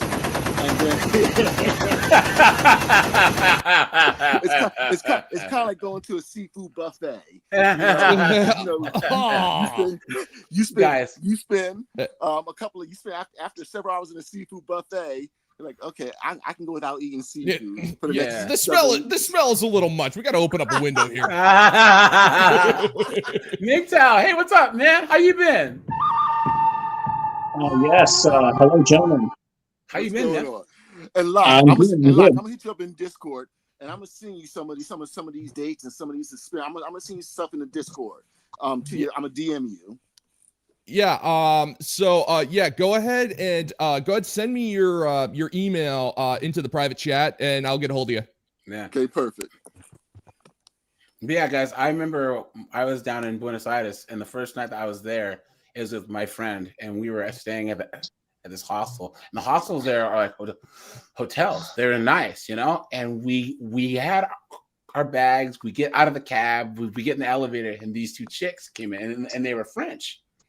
Like, oh, you are American. What room are you guys staying in? And we're like, 5B, cool. And we didn't think anything of it, right? So in Argentina, they eat dinner late, like at midnight. You know what I'm saying? Yeah, it's crazy late over there. Yeah, so we went to sleep, got up, went to the bar, went to the restaurant, ate the food, went to this little club, came home at like 3:30 in the morning, right? And we were gonna go to sleep, and all of a sudden we hear a oh yeah. Tell me why these two French chicks were like, yo, they had bottles. We're like, are you guys still awake? I'm like, yes, we are. Yo, guys, look at it. There you go, man. There you go. Yo, man, was it 30 minutes or less, or it's free? It's special delivery. You know what I'm saying? So, guys, here, check this out. This is from Interviewing Japan, right? Because you guys know that Japanese men, Korean men, they aren't dealing with women over there. Guys, they would rather let their nation die than simp. You know what I'm saying? I heard a funny. I heard a very sad statistic recently. Apparently, this time last year, or in the last 365 days, Japan's population has dropped by more than 600,000 people. You guys know their population is going down now. Cooked. Yeah. Oh, yeah. Cooked. Yep. Oh, yeah. Guys, they actually have a pretty based prime minister. I never thought that I'd be actually happy to see a woman get elected. I know, guys, but she's based. She said no migrants, get these illegals out, get these immigrants out. We actually need to make Japan strong again. You understand? Yep. She's listening to the people and getting these Pakistanis and these Indians and all these people there who are just messing up the country. She said, get them out. She's signing laws and they're kicking them through the uprights. So I think the way Switzerland does it is even better. The way Switzerland does it is they'll give anyone a chance, but you have to bring money. Number one, like for example, I think it's exactly $1 million. If you're willing to bring or put in over $1 million or more dollars into their banks, they're willing to fast track your citizenship. Or if you have specialized, you can't be semi-skilled or low skilled. If you're like a professional, if you're a doctor, a lawyer, something like that, then they make it easier. But none of this mass immigration where people, it's just the unwashed masses, so to speak. Yeah, there was a thing where it was showing like, does Germany have a new prime minister that's like kind of more conservative, or am I wrong? I'm not sure. But it was Germany. Dude, Germany's cooked, right? Yeah, Germany's doomed. I'm sorry, man. I misheard you. My bad. Well, they were saying that the Italian prime minister chick, she's based. She's saying Giorgia Meloni, that's her name. She is getting all of these knuckleheads out. The Japanese chick is based, and now they said all they need to do is elect a conservative-based German chick, and they have to access. Oh, good luck with that. Oh, man. I'll believe that during the reign of Queen Dick. That's never going to happen in Germany. I'm sorry, if I may, I wanted to share a very quick anecdote with all you gentlemen. First off, thank you very much, AJ, for letting me on. And it was good to see you on my live stream a couple of days ago. Very quickly, I wanted to warn you guys that yes, all this feminism is bad and all that. We know that, and it's good. Keep fighting the good fight. But you guys also got to watch out for essentially like these blue pill billies. Half of the problem is blue pill men that will throw you under the bus. Okay. So a couple hours ago, 3 hours ago now, I just got back from a dinner. I went to a very nice restaurant here in Chicago called The Great Escape. It has the oldest bar in Chicago, by the way. It's a couple blocks away from O'Hare. Real nice, good time. Did you go, yeah, same, yeah? I want to buy that, same, yeah. Listen, see, Johnny wants the money, see? Right, and that's part of it, right? That's part of our past, right? We were, mobsters, all that. Okay, so listen to this. I just got back from dinner. I haven't seen my father in over 2 years. I see my father today, and unfortunately, my dad was very blue-pilled. He kind of let the women run things. It's weird because he was a real tough guy. He was a Marine, Chicago police officer, federal aviation officer. Tough dude. But you got to watch out. There's a lot of guys. They can't. They don't know how to say no. They don't know how to say no. Was he blue pill or was he a trad con? Right. That's right. That's what I was. He was TradCon. I was TradCon. But because a TradCon is just a guy that wants to hold conservative, like Christian type of old school values, but hasn't realized that women have changed. They want men to sit there. Remember, women walked away from the table. Men didn't until recently. They want men to sit there and be pack mules without the. Men are just fine with being pack mules as long as women reciprocate. But what's that? There has to be a modicum. There has to be a modicum of respect and loyalty. Yeah. So my father, he was born in Mexico, but he renounced his citizenship. He went to the military. Played by the rules and all that stuff. Let's go. His wife cheated on. She cheated on him. My stepmom cheated on my dad multiple times with multiple different men. Damn. Threw my sister out. Threw my mom in jail. She threw me in jail and put a DV case on me that I had to fight. And this sort of broke my relationship with my dad. I mean, literally, together. Yes, they are still together. What? Wow. Right. Guys, well, I agree with Cowboy in that, guys. I ultimately don't blame 304s because I blame simps, right? Simps, in the same way that if there was less people doing drugs, there would be no drug dealers. If there was less simps, there would be way less 304s. There's always going to be 304s, but there would be a lot less, right? And simps enable this behavior. And tradcons are well, a man of God would take on a woman and their bastard children. And a man of God wouldn't care that she's got these student loans. A man of God wouldn't care she's bipolar and was on methamphetamine for the last 12 years. Please. Well, a woman of God wouldn't be a massive life failure. So there you go. Exactly. And there's one last thing I wanted to share with you, gentlemen. Before I jump off here, so there was a gentleman a couple minutes ago who I think in jest he was saying, "Hey, you got to watch out. You could wake up in a hotel in Bangkok and there's ice in the tub and you got there's a sign." That's me. That was me. You got 6 hours to get to a hospital. My father, 3 hours ago, 3.5 hours now, 3.5 hours ago, he just asked me to. He needs a kidney transplant. He's suffering from renal failure. Oh, ouch! And I said, Dad, you and your wife framed me for DV. What? She was a Chicago cop. You were a Chicago cop. She's running all over town. She's cheating all over. What am I supposed to do? So I told him, of course I told him I'll think about it, but I told him right away, it ain't looking real good. And Cowboy, I just wanted to say, I'm sorry, go ahead. This goes like, guys, take Cowboy's example that he just said, right? Let's point this. You guys remember how I said there's the most important question that was ever asked, and it's the bell that can't be unrung. And it's men looking up and saying, "What are we getting out of helping society? What are we getting out of this?" Right? You can't unring that bell because tradcons, feminists, they can't articulate to us why we should do the right thing. 20, 30, 40, 50 years ago, Cowboy would not hesitate. He wouldn't hesitate because what happened to him with his dad and stuff, what wasn't happening in the 30s, 40s, 50s.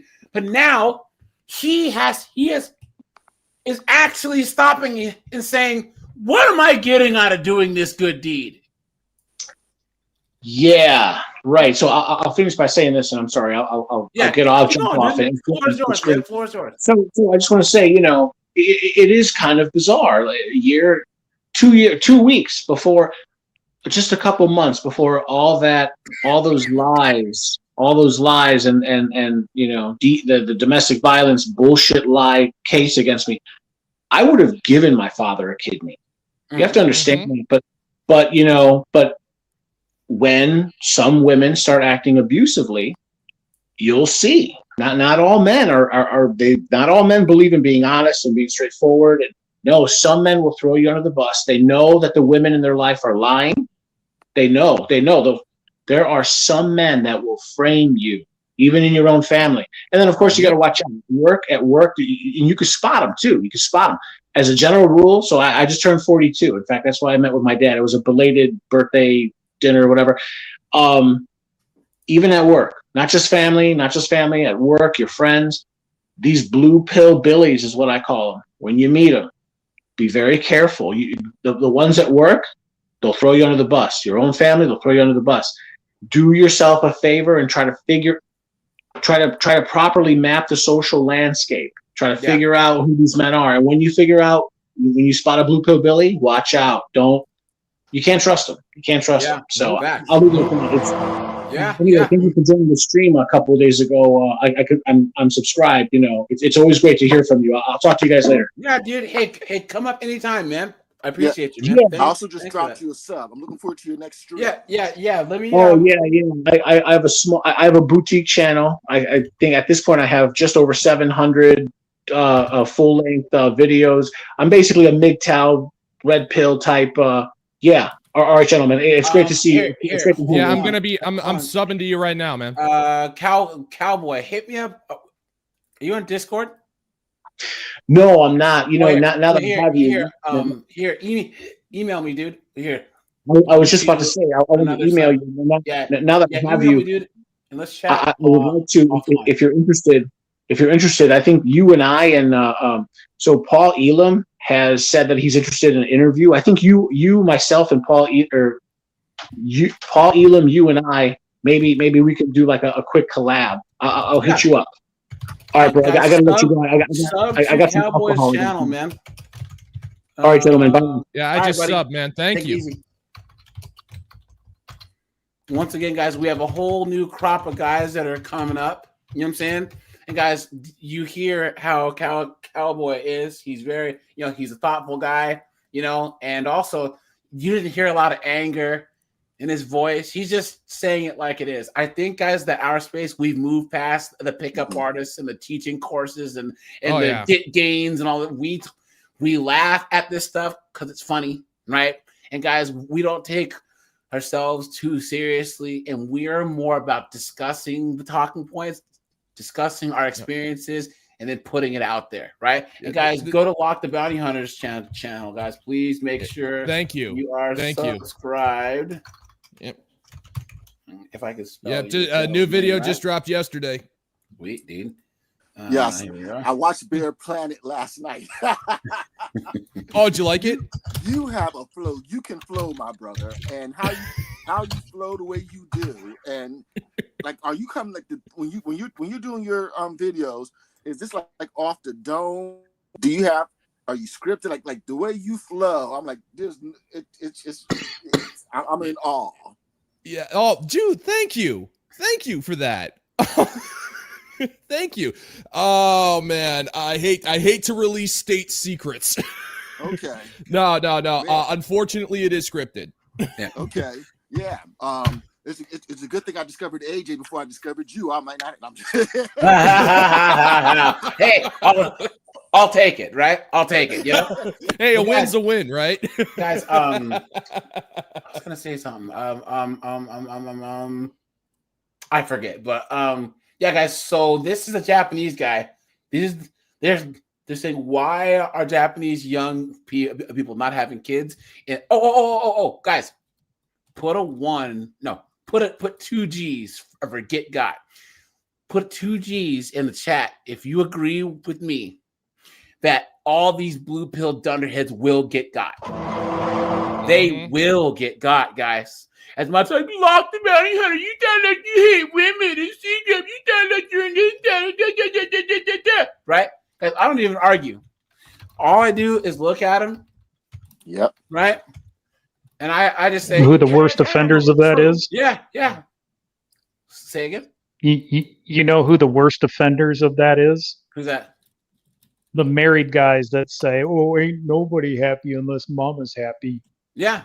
Well, no, that's a lot of these male feminists, though, they're all perverts, anyways. You notice how like all these TikTok male feminists have all got caught trying to text underage girls at some point.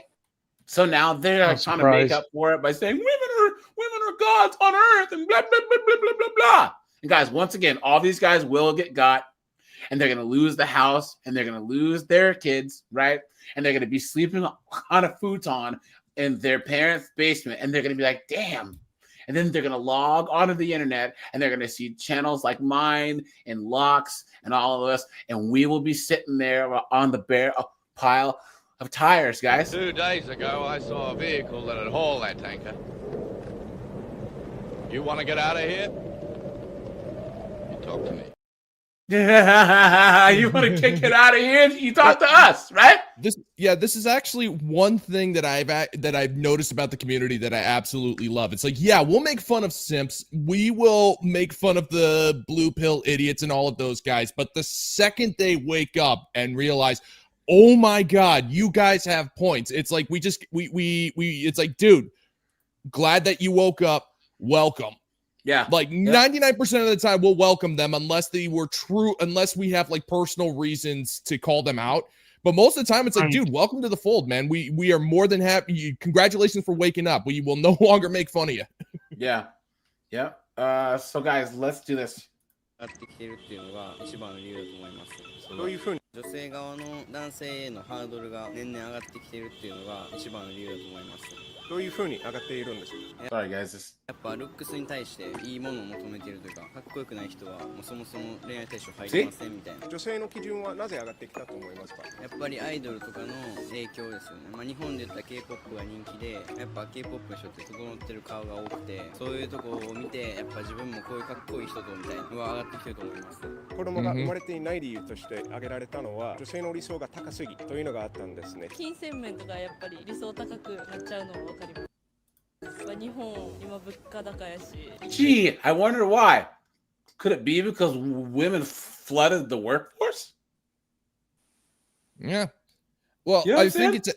it's like one thing that I actually do, like social media itself, it's not just the K-pop stuff, but when you combine with popular culture, with social media, with television, reality shows, movies, they have completely warped the ideal, like the masculine ideal, like where it's just like, and I'm not trying to sound angsty when I say this, but it's true. It's like modern women do believe that you have to be like, if you're 6'2" and you're ripped and you have a whole bunch of money and everything is on point, they believe that to be average. They believe that is what the average man is supposed to look like. I would go one step further, and that they're like children. That they want to be able to eat all their Halloween candy the night of Halloween, and then get mad when they get sick. They don't want to get sick. They just want to eat the candy. Think of this. This is how stupid these broads are, right? They want to have a guy who's rich, who's successful, attractive, assertive, and can make them a housewife, but then they want him to be home all the time. Yeah. Like, no, it's actually like what? Wait, they want a guy to Yeah, be in shape, but then say, "Oh, he spends too much time at the gym."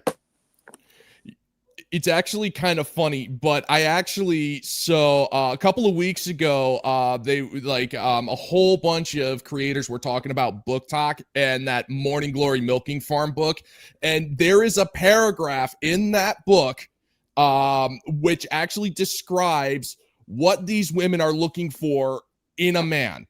Yeah. It's like they want a man who's going to respect their absurd ideals and recognize them, but completely disregard them to spoil them. They want the best of all of the worlds. Yeah. And if there is something that is missing, or if it's not 100% perfect, then it's a failure and not doable. Yeah, that's true. Sweet Auntie says women are like fast food. Cost is up and quality is down. Absolutely true, man. I wish I would have thought of that one, man. Yeah. Oh yeah, absolutely. And I want my medication, and I want my croutons, please. Thanks for that. 経済が悪化すればするほどその男性のお財布が大事になってくるみたいな。Funny how that works, right? Funny how that works. All these feminists and stuff. I'm not saying she is, but there's a whole group of feminists that are saying that wanted it this way until they wanted to actually settle down and then realize, oh no, wait a minute, you know? Yeah, that's and that's another thing, guys. Looks have never really been a big deal. I mean, Chuds have been able to get with chicks for literally thousands of years. Yeah, guys. You know, my mom's generation, my grandma's generation, you couldn't be ugly, obviously, but if you were a good dude, they would look at other things. Women are supposed to be the attractive sex. You know what I'm saying? Yeah. Not men. What are you talking about?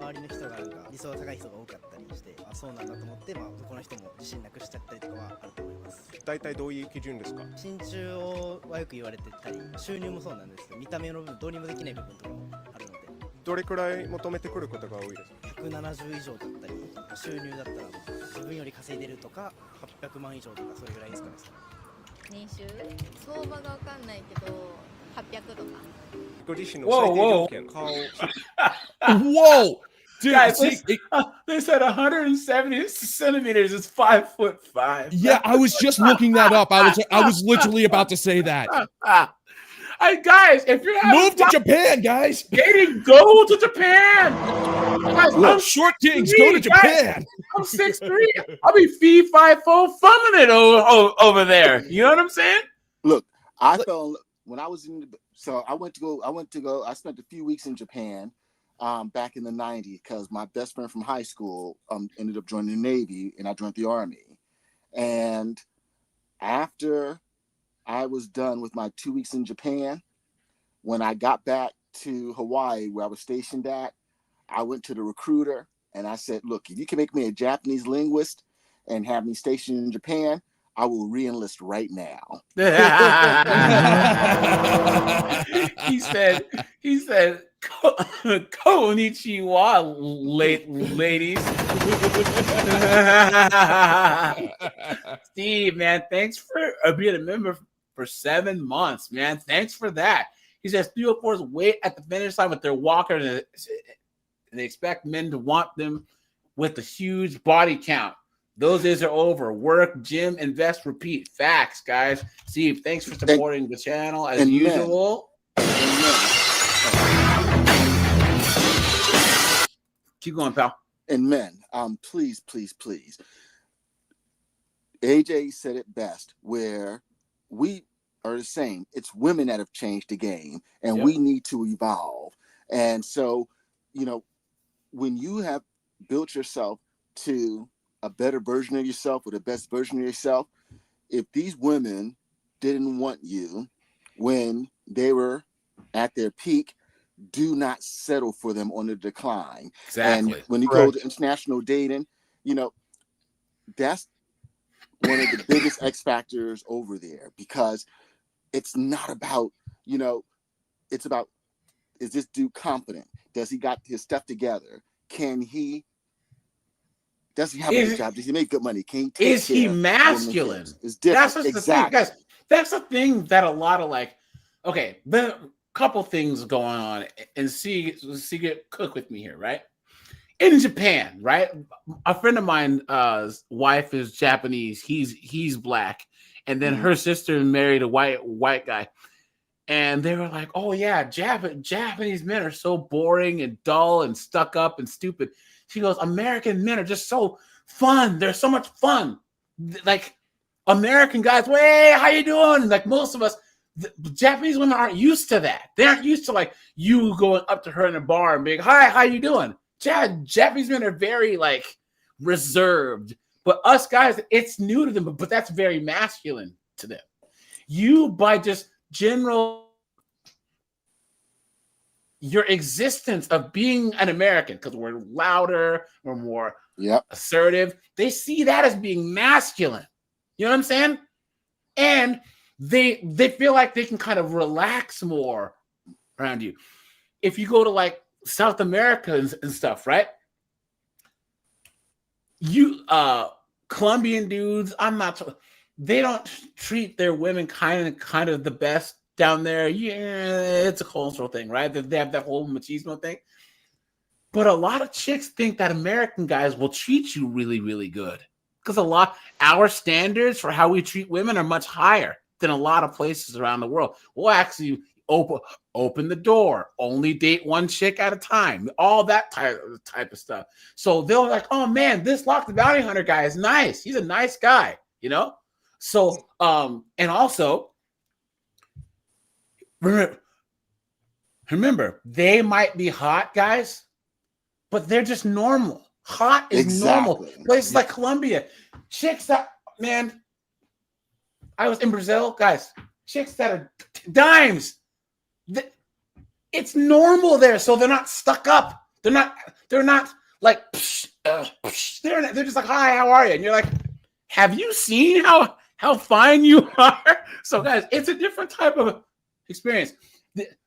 Like Argentina, Brazil, Uruguay is the only places where, let's just say that like Korg, Locke, Seagrip, myself are just sitting at a cafe and we're talking, chilling, having some coffee. 3 or 4 hot chicks will walk by and come up. "Oh, you guys are American? What you guys?" And they're hitting on it. They'll hit on you. You're like, what's going on? "Oh, what are you guys doing later?" They're more like assertive when it comes to dating because they're interested. They will show interest. It really throws you off at first, So, and the thing about Japan, don't worry about not knowing Japanese because almost all of them, or at least the majority of them, know English. Now, it's not conversational English, so they're a little intimidated to try to speak with you, but they'll write down and stuff like that. And so you don't worry about the Japanese thing. Yeah, and guys, you aren't trying to talk to them about war and peace anyways. You know what I'm saying? Yeah. Well, that's like the interesting they're very polite, welcoming people. Yeah. Mm-hmm. Like one of the interesting things about English, especially in Asia, because like one thing that I have noticed is with the education system, English is kind of standardized. And in places like China, like especially like in the college system, a lot of parents tell their kids, "You're going to become English majors. You're going to become English teachers." Yeah, you're going to learn English because that is such an important language across the world to do business, to be able to interact with people. It's going to be very important. So with a lot of places like the Philippines is a good example. Like in so many places in the Philippines, like there are a lot of fluent English speakers out there. Yes. Yes. It's not going to be the same everywhere. Like there's going to be plenty of people in Asia and Southeast Asia that don't speak a word of English. So it will behoove you to learn the language at least in some form or another. I mean, just don't go there and not learn the language. Yeah, my friends down in Argentina, they teach kids English. They're Argentinians, but they run a like a nonprofit thing that helps teach kids English so that they can get better jobs. So like a couple of the call centers for like major corporations are down in Argentina. There's some manufacturing and stuff where you have to know English, or you can work at like touristy areas. You can make a lot of money just by speaking English. The issue is that they teach the King's English. So when I was down there, they wanted me to teach them an American accent because American accents are cool, you know.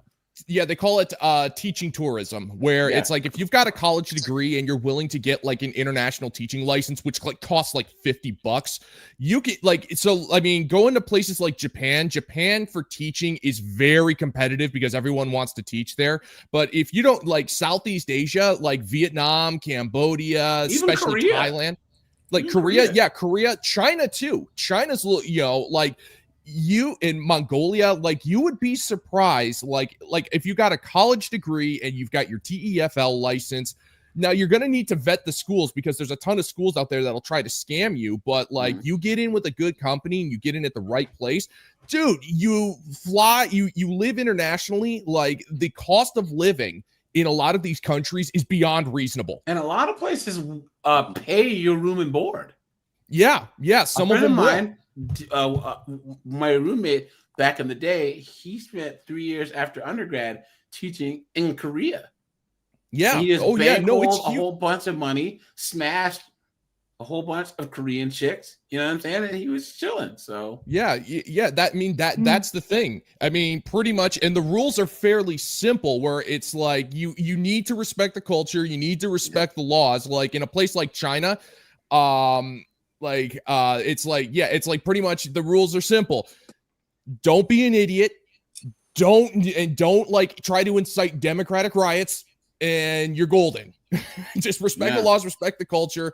Don't try to flaunt around. That's another big thing that like a lot of people don't understand. It's like you really want to like respect the laws and respect the culture, because if you get thrown into a Southeast Asian prison, the U.S. Embassy is not going to help you.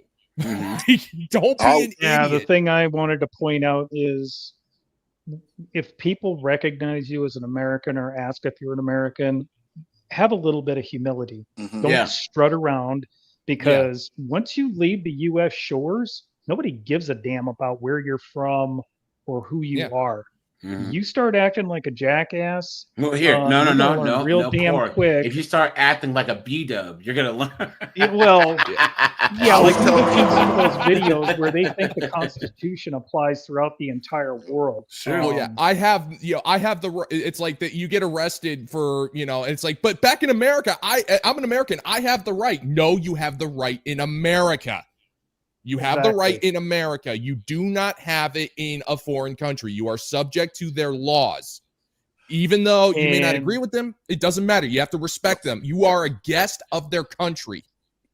That's the attitude you have to have. I always tell people, leave your Western mindset in the West. Exactly. Because you don't want to go to jail in Asia, South America. It ain't nothing nice, dude. Seriously. Oh, yeah. Southeast Asian prison. Yeah, no way. You won't last a Japanese prisons. Japanese prisons are no joke, dude.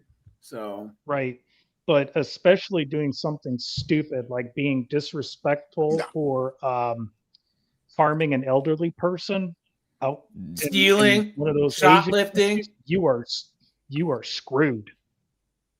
Yeah, you just it's behavior. Yeah, don't be an idiot. I always tell people, look. Tens of thousands of people visit every year and never had a problem. You do not want to be the lowest common denominator. You don't want to be the 1% that gets jacked up. Someone got to be that 1%. Just don't let it be you. We went to Busan, South Korea, 89. Man, nothing makes you want to stand up straight and watch yourself when you see a bunch of ROK military guys walking around the streets with a fully loaded M16. Oh, yeah. Giving the stink eye to everybody walking around. And man, I'll tell you what's an eye opener, and that is we witnessed 3 police officers grabbing a prostitute. And there's nothing worse than a Korean woman screaming at the top of her lungs. And one of the cops, you guys haven't seen Based until you've seen a cop just freaking open-handed slap in the face. And I mean, he hauled off and smacked her like you wouldn't believe. And they threw her in the back of that van. And we all said, gonna keep my nose clean while I'm here. Yeah, exactly. They don't play around. Yeah, and the thing is, it's not that hard. It's just not No. that hard. It's like you gotta understand. It's the simple rule, and this is what I've been operating under. This is the rule I operate under. If someone invites you into their home, you wipe your feet before you walk in. Because like it's like if you're traveling internationally, if you're living internationally, you just got to understand this is not your home country. This ain't your home turf. They got different rules, they got different laws, they got different cultures. Respect them. It's like, and if you respect them, like the country's your oyster. But if you don't, you're gonna be screwed, glued, and tattooed, and it's gonna be all your fault. Yeah. And just to point out what Dalek says, Singapore, you better not get caught with drugs in Singapore. Oh yeah. Oh, don't get. Yeah. Oh yeah. No, like that's just a death sentence. You better not get caught like not using a trash can. It's like if a cop sees you like littering, it's like what, like a 5. It's like it's a hefty fine. Yeah. Spitting it's on like the they call sidewalk, Singapore. You're cooked. You know? Yeah, they call it the fine city, not the fine country, not because it's fine, but because you'll get fined if you do anything off kilter. They say that it's the safest country on earth. Was it? What does it say? I've stumbled around drunk in Singapore. Not a problem. Not. I did not worry about my safety at all. Yeah. It's here you go, guys. Let's finish this here. Yeah, let's finish this here. 収入教えてください。収入は別に関係なくて、She's まあ cute. 二人でいて幸せだと思ったらいいと思います。身長 She's a は keeper. 絶対自分より高い人がいいかなって感じです。何センチ As a matter of fact, Shit, I'll I take might her make a home. Japanese So woman. I might she's make like a- 5'1". She's like 165. She said. I She's a think, or cutie. 65. So guys, all you gotta be is 5'4". Guys, go to Japan. If you're short, you're 5'8", 5'7". There you go, guys. はどうですか低すぎず高すぎずがいいです。 5とかそれぐらい。 10点満点で顔が Oh man, she got me on the not too ugly. 別に清潔感 Yeah. 160センチとか全然大丈夫です。私より低くても。条件満たしてる方コメント欄で応募してください。お願いします。収入は私より稼いでるかな。Uh-oh, she has short hair. 300万以上。 Wait, she only makes $19,000 a year. She didn't care about height either. Now, short-haired Japanese girls, that's not a bad thing. And I'm telling you guys, that's the one advantage that us Americans, guys, have in places like Japan and Korea. Women aren't used to guys that are, because Asian dudes, look, let's say this, right? All the stereotypes that make Asian women attractive make Asian men not attractive. Asian women are feminine, they're reserved, they're meek, but people think of Asian men the same way, just like the same traits that make black men attractive make black women unattractive, right? People think that black men are physically dominant, aggressive, loud. You know what I'm saying? Well, they think black women are the same. AJ, check this out. When I was in Japan, so I went met my boy at the Navy base. We went back to his place, and he was living in Shinjuku at the time. Mm-hmm. And I remember us going to his apartment and walked in the door. He literally kicked off his shoes, dropped his bag, and closed the door. And I'm like, huh? And then his girl just came, put his shoes in the corner, put his bag, and hung his coat up. And I was like, huh? Because mind you, I went from my mama's house to the military. Mm-hmm. And so I'm like, huh? And then we sat down, started playing some video games. She went and bought us a couple of beers. And I'm just like, huh? Yeah. I wasn't used to treatment like that. Yeah. Here we go, guys. Oh, Scott Galloway. I can't stand him. Yeah. This is a good clip. This is the reality. When you ask a man if you could have a woman who had 80% of everything you wanted, 75% say, yeah, I'm on board. Mm-hmm. When you say to a woman, a man has 80% of what you want, 75% say that's not enough. But but even look at the media. Right. What does the media tell a woman to do? He's out, but he didn't open your door. He's not nice to his parent. You'd walk right out on that man. Like, it's literally every piece of media is, you don't need him. You're a strong, independent woman. Pull the ripcord. you're out. And That it thought. is the basic. Say again. So he keys on something here that you guys were getting to a little bit, but you didn't get close enough to it. Part of the problem since the 70s, and it really didn't pick up until the late 90s and the early 2000s, is have you ever known that one kid whose parents mollycoddled the hell out of him? Yeah. And he thought he could do no wrong. Mhm. And A cop's kid or like a lawyer's kid or whatever. Right. Like someone's gonna kick the shit out of this kid one day. So you know? that's what the deal is with a majority of these women today. True. Is they've been gaslit with this whole strong and independent BS. And what drove me nuts in the 90s was the in thing that a lot of people would do is, well, I can multitask. And researchers came out repeatedly and said it's impossible for the human brain to multitask. You can focus, you have to focus a majority of your concentration on one task. You might be able to do a separate task to a little bit of a degree, but it's not going to be very accurate. But women, that was their big bragging point in the 90s was, oh, I can multitask. I can multitask. And I'd argue with them and say, no, it's impossible. Nobody can. Oh, I can. Okay, yeah, you're real special.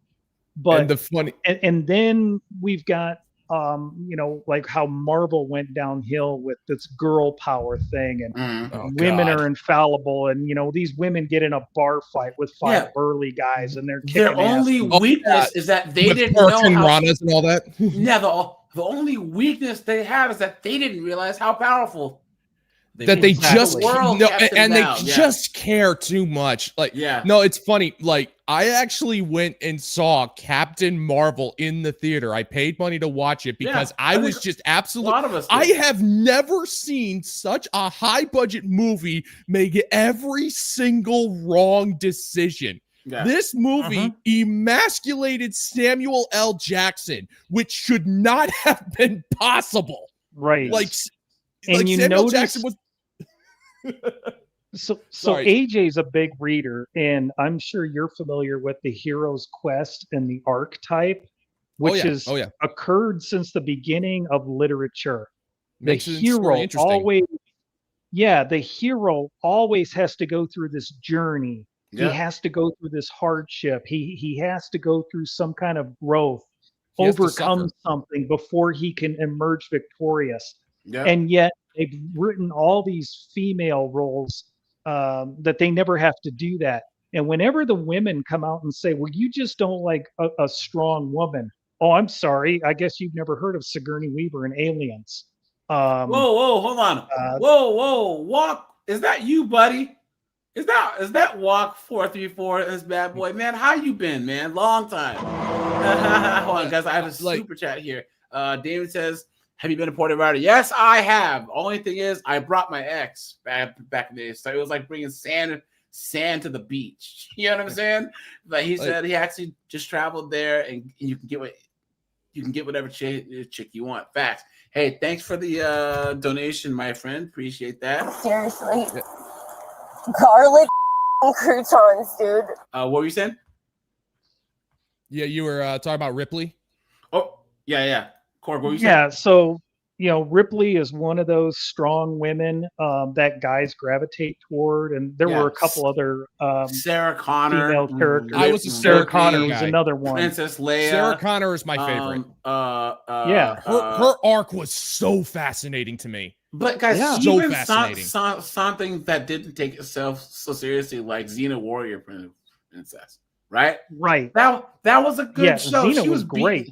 Up dudes, but first of all, Lucy Lawless is a pretty burly chick, but it was a fantasy show. She's doing backflips and throwing her little bouncy thing. You know what I'm saying? Like Wonder Woman, the movie did pretty good.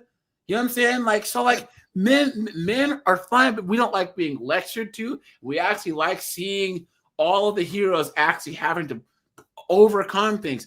That first Captain Marvel, she didn't lose a single fight. She kept getting more and more powerful. Yeah. And the thing is, this is what people like this is the irony of it all. Like modern women, especially the feminists, they like to say, they always tell people we suffer so much. And my response to that is no. If you did suffer, we'd be able to identify with it. Yeah. We want to see because we have to see our heroes suffer. We have to see them lose because we can identify with that. We're not perfect. And we can identify. It's like, oh yeah, no, I get that. And when they suffer, you want to root for them. You want them to get stronger and overcome it because that is part of the human condition. Guys, someone said they did that with was Iron Man. Someone said Xena Warrior Princess is mid. No, she's not. No, dude, I would take a 90s chick over any of the is hot. She's same age I am, and she's still hot. Look at it's called the hero's journey for a reason. Yeah, look at how hot she is. Correct. Yeah, like the 90s chicks, I would take like 90s hot, even early 2000s hot, like up to the 2010s. Like they were smoking. They were smoking. I would take Lucy Lawless over any of the chicks that are out, like that are famous today. You know who else? I'll put it in context for you. Lucy Lawless would look hot wearing a burlap sack. Yeah, that is true. Having just rolled out of bed. She's got a nice. Yes, remember the animal, mineral, or vegetable? No, the one chick that played actress, the blonde girl that was her enemy. She was so hot. What was her name? I never watched Xena, Callisto. Callisto. Hold on. Xena Callisto. Xena Callisto. There you go. Dude, just arrow down. Look at this chick right here. Gosh, she's so hot, dude. I miss the 90s so much, dude. I miss the 90s so much. Hey, thanks, Riz. Look at this. Look how fine this chick is, dude. Man, oh man, guys, there are no actresses in Hollywood that are this hot, right? No. How does she look now? Her name is what's her name? Like this is what I think I find absolutely fascinating is look at her that now. We talked age pretty good. Yeah. How you doing? Locke, what were you saying? No, it's like one thing that I find absolutely interesting is that like 80s, like 60, like there were all of these sex symbols. So even going back to the 1920s, we had all of these absolutely gorgeous women. What do we have now? We have legacy has-beens. Yeah. We have legacy has-beens. It's like we can't get any hot chicks in our movies now. But guess what? Here's Courtney Cox. Yeah. You remember Courtney Cox? Remember how hot she used to be? Yeah, well, you could watch her now. Selma Hayek is like 58 or 50. Oh, Selma hotter. Hayek. She's hotter than any of these young actresses now. And that's crazy, right? She's like 57 or something. And she's because you know what? Hot.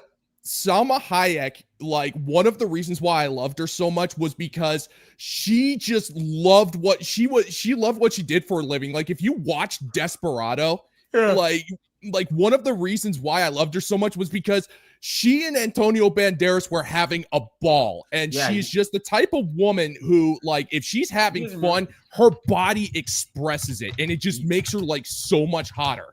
Yes, remember Catherine Zeta-Jones? You remember, guys, Zorro, the first one, the second one, but the first one is one of my favorite action adventure movies. Do you remember when you first saw Catherine Zeta-Jones? That sword move. She's like stop you in your tracks hot. You know, like what was I saying? She's double take hot. So fine. Look at that. This is a good movie, man. We were spoiled, man. We grew up in the last genuine era of hot chicks. I don't think people realize how good we had it. Yeah. Yeah. Now she's legacy. And once you get and if you're legacy, your pretty much your profitability is member berries. Yeah. Yeah. And it sucks, but man, I miss the 90s so much. Yeah. Let's do this, guys. We'll do on. Here you go. what have you seen happening between men and women? Women, I think, don't need men as much as they used to.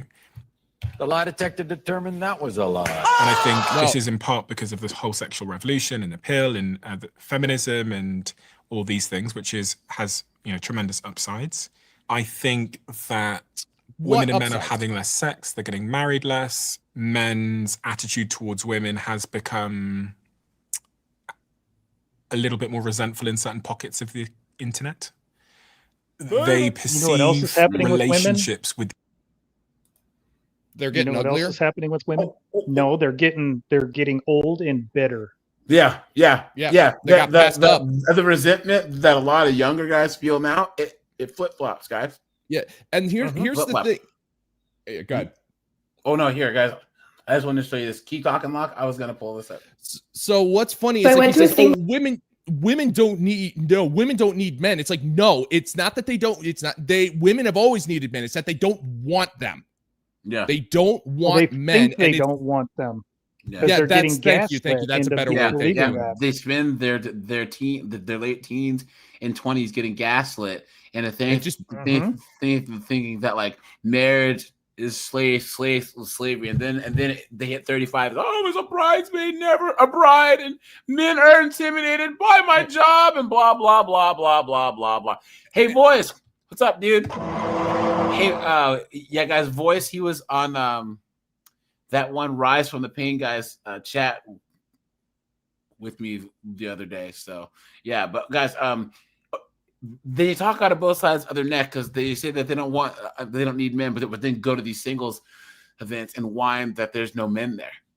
You know what I'm saying? Yeah, because they want to go and do it. They want to do whatever the hell that they want, and then they expect us men to just wait around for them. Keep going, Locke. Sorry. Oh no, it's actually pretty ridiculous because it's like one of the rallying cries that these women have. It's that it's like they waste their youth. They waste their youth, and the thing is that their youth is their biggest asset. And the thing is, if they actually just chose wisely, like I was watching a clip from Boardwalk Empire, and one of the crime bosses, it's like he was saying, I'm married, I got a daughter, my wife, she can't move, like her ankles get swollen and she just can't move the way she used to, but I still love her. It's like, women can have that, but they throw it away because they think the attention and the fun and all of that is going to last forever. And the second they realize it doesn't last forever, they blame us for it. Like, it's not our fault that you were an idiot. It's not our fault that you drank the Kool-Aid. We were telling you not to. And then you turn around and then you blame us when you didn't, heed the wisdom. Yeah, it's true. That's why, guys, we're already winning, guys. Because once again, men are giving up on chicks, guys. Once again, they expect us to always heed the call, right? Guys, if you see some chick struggling, right, in the store to freaking reach something or put some concrete, guys, keep on walking. If you see Nug or freaking Cletus going upside some broad's head, keep on walking. If there's some single mom whose credit card gets declined at the store and she can't pay her problem. Her grocery bill, not your problem, guys.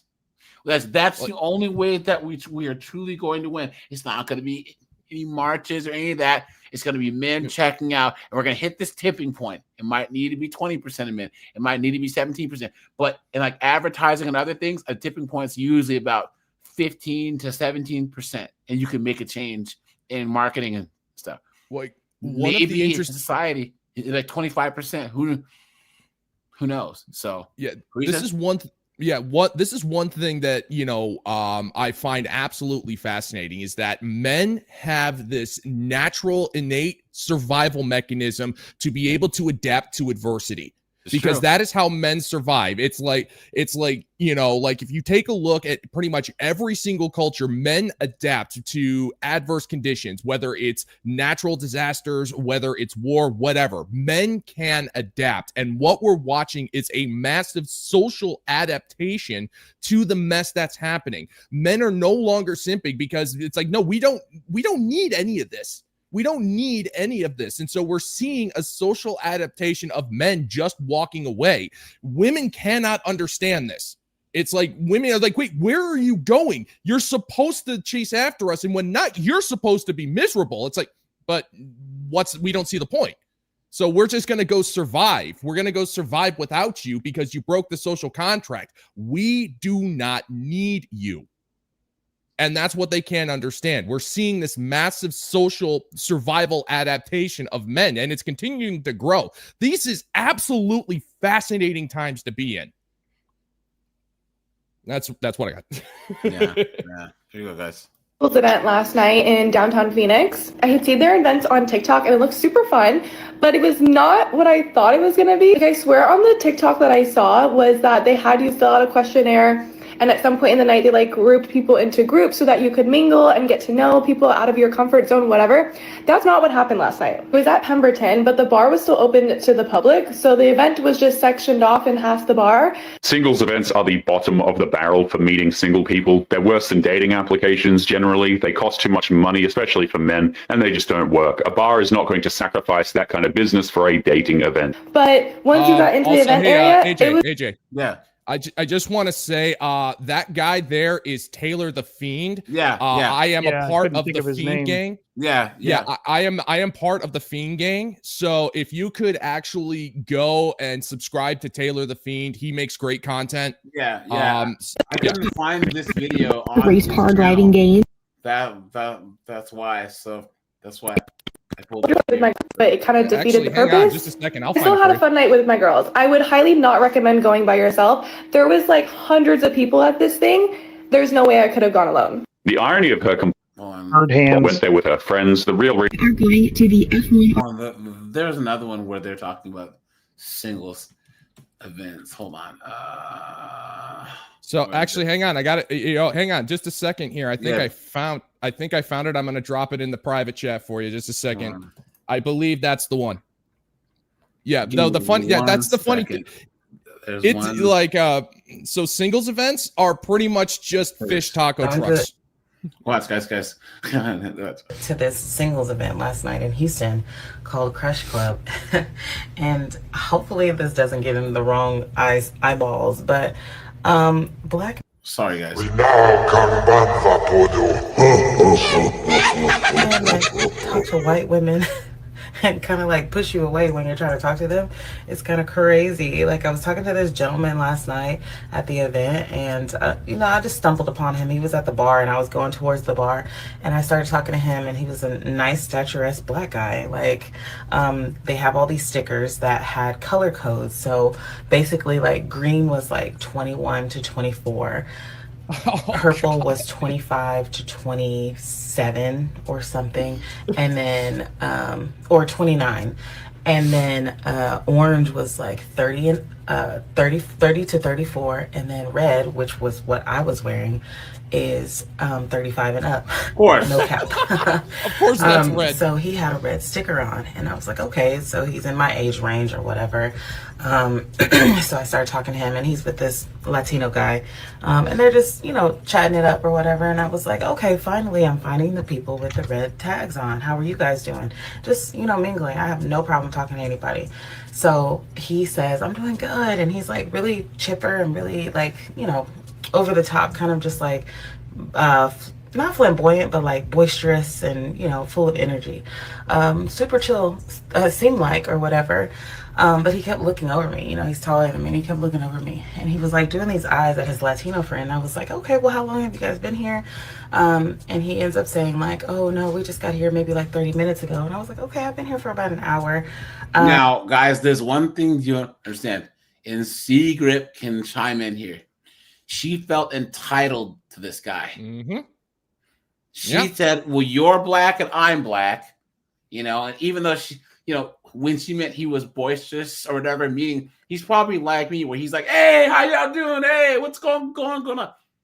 Meaning he was probably like a educated, non-nug dude. He wasn't sitting there like, "Yeah, you know what I'm saying? Not me. He was like, "Hey guys, how you doing?" So he probably doesn't really deal with B-dubs. But she went over there thinking he's black. So why doesn't he like me? Well, maybe you're kind of heavy set. You're not that good looking, but all she sees is he's black and she's black. It actually goes beyond that, though, because I've actually seen like a ton of videos of these women who go, I finally found where all the hot men are at. Like they're at Whole Foods, or they're at, run clubs, or they're at the golf course. All of these hot men, come over here and pick yourself up a husband. It's like they think that just because the men exist and that they are physically attractive, that man is under some type of magical social obligation to talk to them. Yeah, but Locke, there is a cultural component here that you aren't seeing, right? Yeah, no, okay. Because yeah, this video here is her getting pissed off that homeboys, basically kicked her out of the way when he saw a hot white chick. You know what I'm saying? Yeah, and they can't stand it. To be fair, AJ, it's that particular area is not my neighborhood. I'm not sure if you can tell or not. Well, the closest thing that you can understand is her getting pissed off that Jamal went to the white chick is the same thing as Western chicks getting mad that guys go to Passport Bros. Yeah, fair enough. Yeah, I wasn't trying to disregard or nothing. No, you're all good. David says, and you hit the nail on the head right there. One of my former good female friends, she resented, and I knew she resented. Because the men that she's attracted to are more like me. So age appropriate, but also more like me, where we got options.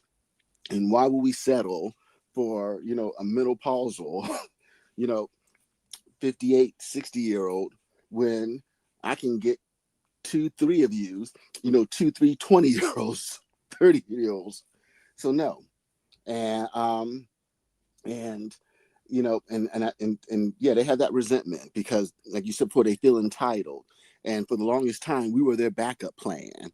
They spend their prime, like I always say, getting dick down, dick decimated, dick destroyed, and then dick dismissed. That's a good one, Damon Dennis, man, guys. Damon Dennis is light up the chat with these super chats, man. Hey, thanks for that, man. Appreciate that, guys. Thanks so much. He says, let a month-long blackout happen and watch feminism disappear. Watch the natural order. Yep, guys. Once there's a disaster, all of a sudden, all these chicks are all little girly girls real fast. Well, thanks for the $9.99, man. You are scaring the hoes. Appreciate that. Yeah, Seagrip, actually. Have you already? No, it's all good. Yeah, Seagrip, you actually mentioned something that was actually really interesting. And Rats, I forgot what I was going to say. Don't worry, I'll remember it after the stream ends. No, we're good. We're good. Sorry. This is, he was like, no, I'm not actually going to the bar. I just like stand by the bar line because, people are moving and it's more accessible. And I was like, okay, that makes sense. So basically they were having small talk, but clearly just by the conversation, he was not into her. It's clear because if a man sees an attractive woman, he's going to do more of the talking. He's going to talk to her. He's going to spark the conversation. So just the fact that she's sparking a conversation and she's talking to him, it shows that he's really not that interested in her. It's very clear. Let's continue. All right. Well, anyways, like, what's your name? And I see it on his name tag, but I always like to say, what's your name? I don't remember his name. Let's not even go there because irrelevant. But he keeps looking at this Latino guy like over and beyond me. And I was like, well, you know what? I'm not gonna hold you guys up. It was nice to meet you. I just like to mingle and say hello to everybody. 2 seconds later, this one is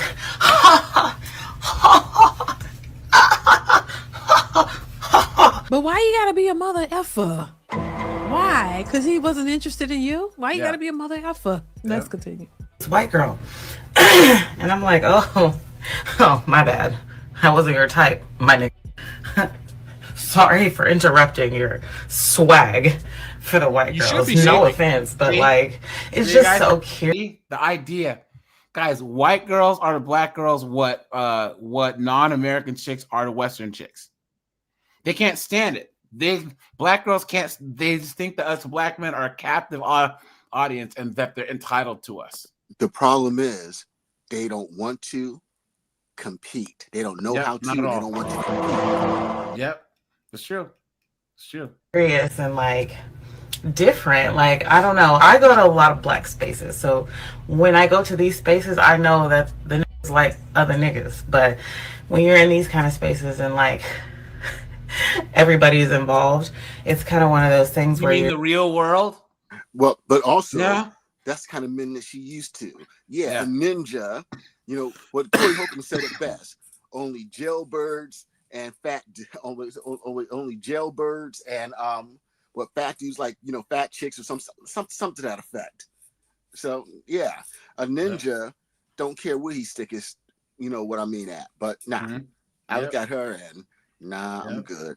Like why are you talking to me? You're unsure, so you don't want to step on any toes. And throughout the night, you know, I saw this guy, not looking, but you know, we're in a space where it's like, okay, if you already talk to somebody, that kind of like piques your eye when you're in that space still. So this man talked to at least 4 white girls only, and mind you, there were 7 going to this. Look at that, guys. And the whole time she sat there, I'ma kill your bitch ass, bitch. You know what I'm saying? Come on, dude. You guys, and I bet they were all thinner than she was, and in better shape and better looking. Yep. Here we go, guys. We'll watch part of this and then we'll shut this thing down. So single men have better things to do with their time than pay to hang out in stuffy bars with desperate women in their 30s. True. And the only ones who refuse to read the memo are those very same women. We've got one for you here today from Men Only, titled Singles Events Are Doomed. Now be sure to check out Hadan the Mummy for sending it in. Both of their channels will be linked below, and let's jump into it. Are you a single man in Utah who has sworn off dating? If you are, I need you to listen. Your instinct might be to comment that you're not dating and to scroll past this, but I want you to listen. Even though you say that, I do think that there's a part of you who maybe was like hurt in the past and you're still wanting to date. There's that shaming language, right? Yeah, exactly. Sorry. Shame, insults, guilt, and the need. Oh yeah, right. These women have absolutely no idea how insulting they are. They hurl out insults and backhanded comments, and they treat, even when they are quote unquote trying to be nice, they are still just being some of the meanest people ever. Like there is nothing attractive about what she just said there. Nothing attractive at all. No wonder men, you know, it's like, why would men date when you're talking to us like that? Makes no sense, man. Makes no sense. And expect us to just put up with abuse, especially B-dubs, man. B-dubs. That's what it is. They expect black men to just sit around and just listen to their foolishness. Why? Why? So here we are. Or maybe you know somebody like this. Or maybe you just know a guy who's single and who's awesome and who's really great and deserves love in their life. In one sentence, she just completely disregarded good reasons why men have given up on dating. It shows a lack of compassion and this notion that men's feelings are completely invalid. And it's all to advertise a singles event in Utah. Hi, my name is Janelle and I run Craft Club and we do dating events in Salt Lake City. And if you're feeling like I don't want to date, this isn't really like, it's a place for you to get out of your comfort zone and meet new people, which is honestly just the first step into getting back into it. Or even though you've sworn it off, it's just something fun to do. We have really fun women who come out. We have really fun collabs that we do. So this one will be at Flankers, and we're partnering with Don Julio. They're sponsoring our craft that we're doing. They are. In other words, come on out to a bar in Salt Lake City, hang out with hopelessly single and desperate women who are all over the age of 30, and drink overpriced cocktails with a liquor brand that's sponsoring the event. Where's the sign-up sheet so that we can all avoid the thing? We are making, we're paying painting skull mugs, and then you just get to rotate every 5 minutes and meet new people. Afterward, what kind of man in his right mind would actually go to that? They come up with some of the dumbest ideas ever. Let's paint a mug. Please, what are you talking about? You absolute dunderhead. And any guy who would show up to that, beta man. Come on. Yep. You know, if I can paint a mug for like $10, and if it's like, yeah, for the price of a bottle, like a pint of Don Julio and paint and mugs, I can do that at half the price with less of a headache. Yeah. If I really wanted to. is a really fun happy hour. Flankers opens up like their karaoke rooms and their golf simulator. It's honestly just a really fun night. So even though maybe you're not wanting to date or wanting to get back into it, or it feels really scary, I think you should come try it. It's on October 16th at Flankers. If you want to sign up, it is $25. We are sold out for women, but we do have some openings for men. So it's on our website. The link is in our bio. So sign up, comment if you have any questions. Ages are 25 to 40-ish. When she says that there are still a few spots open for men, she means that virtually no men have signed up and she desperately needs men to arrive. Let's be real. I recently implemented a new boundary for myself, which is no going home with men on dates. It's not because I'm having sex with them. Usually I don't, but I have the personality where I will stay forever. I'm talking in friendship situations and family situations, dancing situations. I am like the last one to leave. It's just a part of my personality. I don't know. Those crazy eyes, guys. Watch. I don't know. Yeah. But unfortunately, where is it? Crazy eyes, blank stare. I'm talking in receding friendship situations hairline and family situations, dancing situations. I am like the last one to I missed it. It's But just yes, a part of my personality. I don't know. But unfortunately, this spills over into my dating life, and I don't like it anymore. I'm at a point in my life where I don't want to exert any more energy onto men who are strangers. You know what I'm saying? She's just realizing now that going home with Chad on a first date is a bad idea, and it only took her countless dates that went absolutely nowhere to realize this. So I made this recent boundary. However, on my last date, you saw me go back to his rooftop. It's because I didn't account for rooftops, okay? We came to the restaurant, he grabbed my hand and started walking. I said, where are we going? He said, my rooftop. And I just said, okay. I should have just said no. I should have said no because I ended up spending another 2 hours with him, and I didn't want to. I wanted to go home. I was hungry. I wanted to see my cat. I wanted to curl up in bed and watch a movie. Of course she has a cat. Of course. This woman would rather spend a night in bed with her cats and her movies than she has no business even dating in the first place, because she's making it clear that dating her will lead absolutely nowhere. So from here on out, no going home with them, no going to rooftops with them, no going to extra bars or restaurants. Guys, there is a Tom Likas video where he asked chicks why do they go home with guys and get in their bed naked. Tom Likas. It's like most guys will stop, but there's that one savage who won't. Why even put yourself in that situation? Why do girls go to a guy's house, get in his bed? It's like, that would be like freaking playing on the highway. Like it just doesn't make any sense. Why?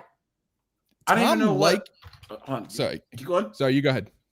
No, tell you, man. I was done. Oh no, Tom Likas, dude. All hail this guy. He's like one of the OG guys. He's been I remember him talking about this back when I was like in the 6th grade on AM radio. Like he was actually talking about all of this stuff for decades before this ended up becoming like a YouTube trend. He was like one of the OGs. Locke, if I didn't know you were white before, I know now. At 6th grade, listening to AM radio. Yeah. No, dude, AM radio, oh man, I miss radio. I miss the radio days. They're freaking. I imagine this goes right up to Mike Tyson. We've all been with women who show up at our place, and we show up at their place, and people get naked, and we start rubbing and massaging and feeling and groping and whatever.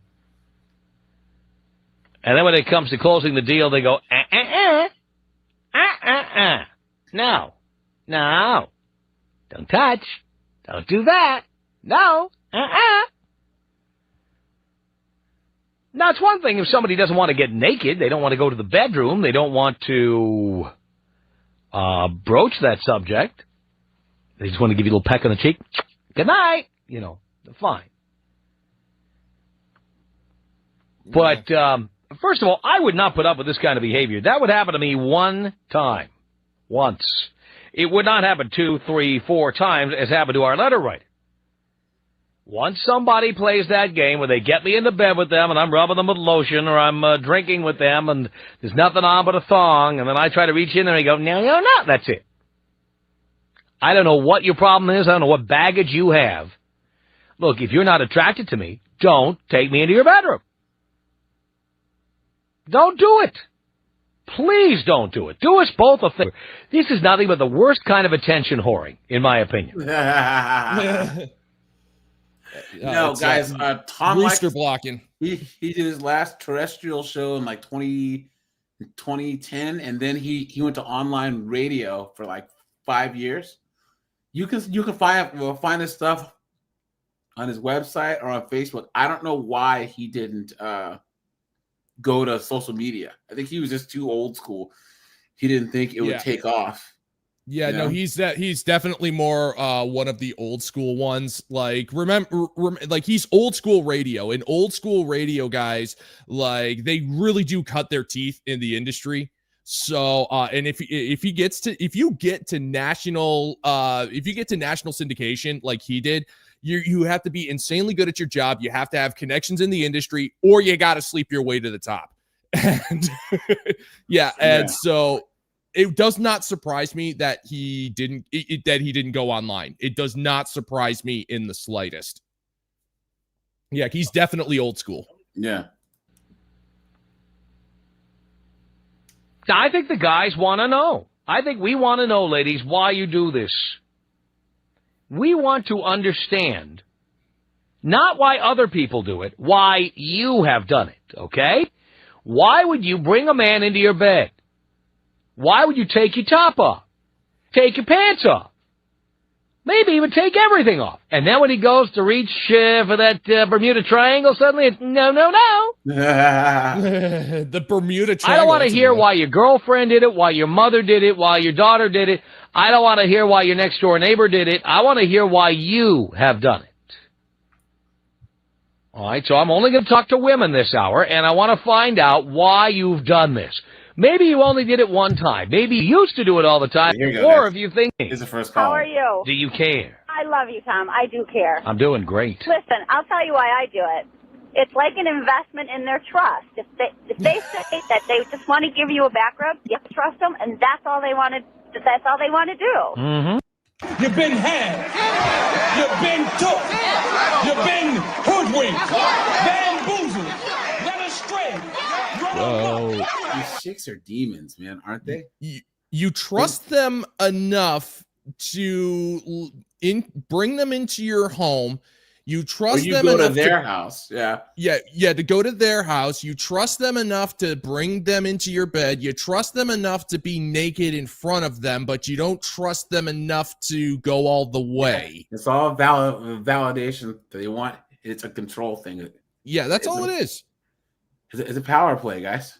And this is why, if they say, guys, and I'm telling you, no means no, guys. If she says, that's it. And oftentimes, well, if you would have just tried harder, nope, there's no trying harder.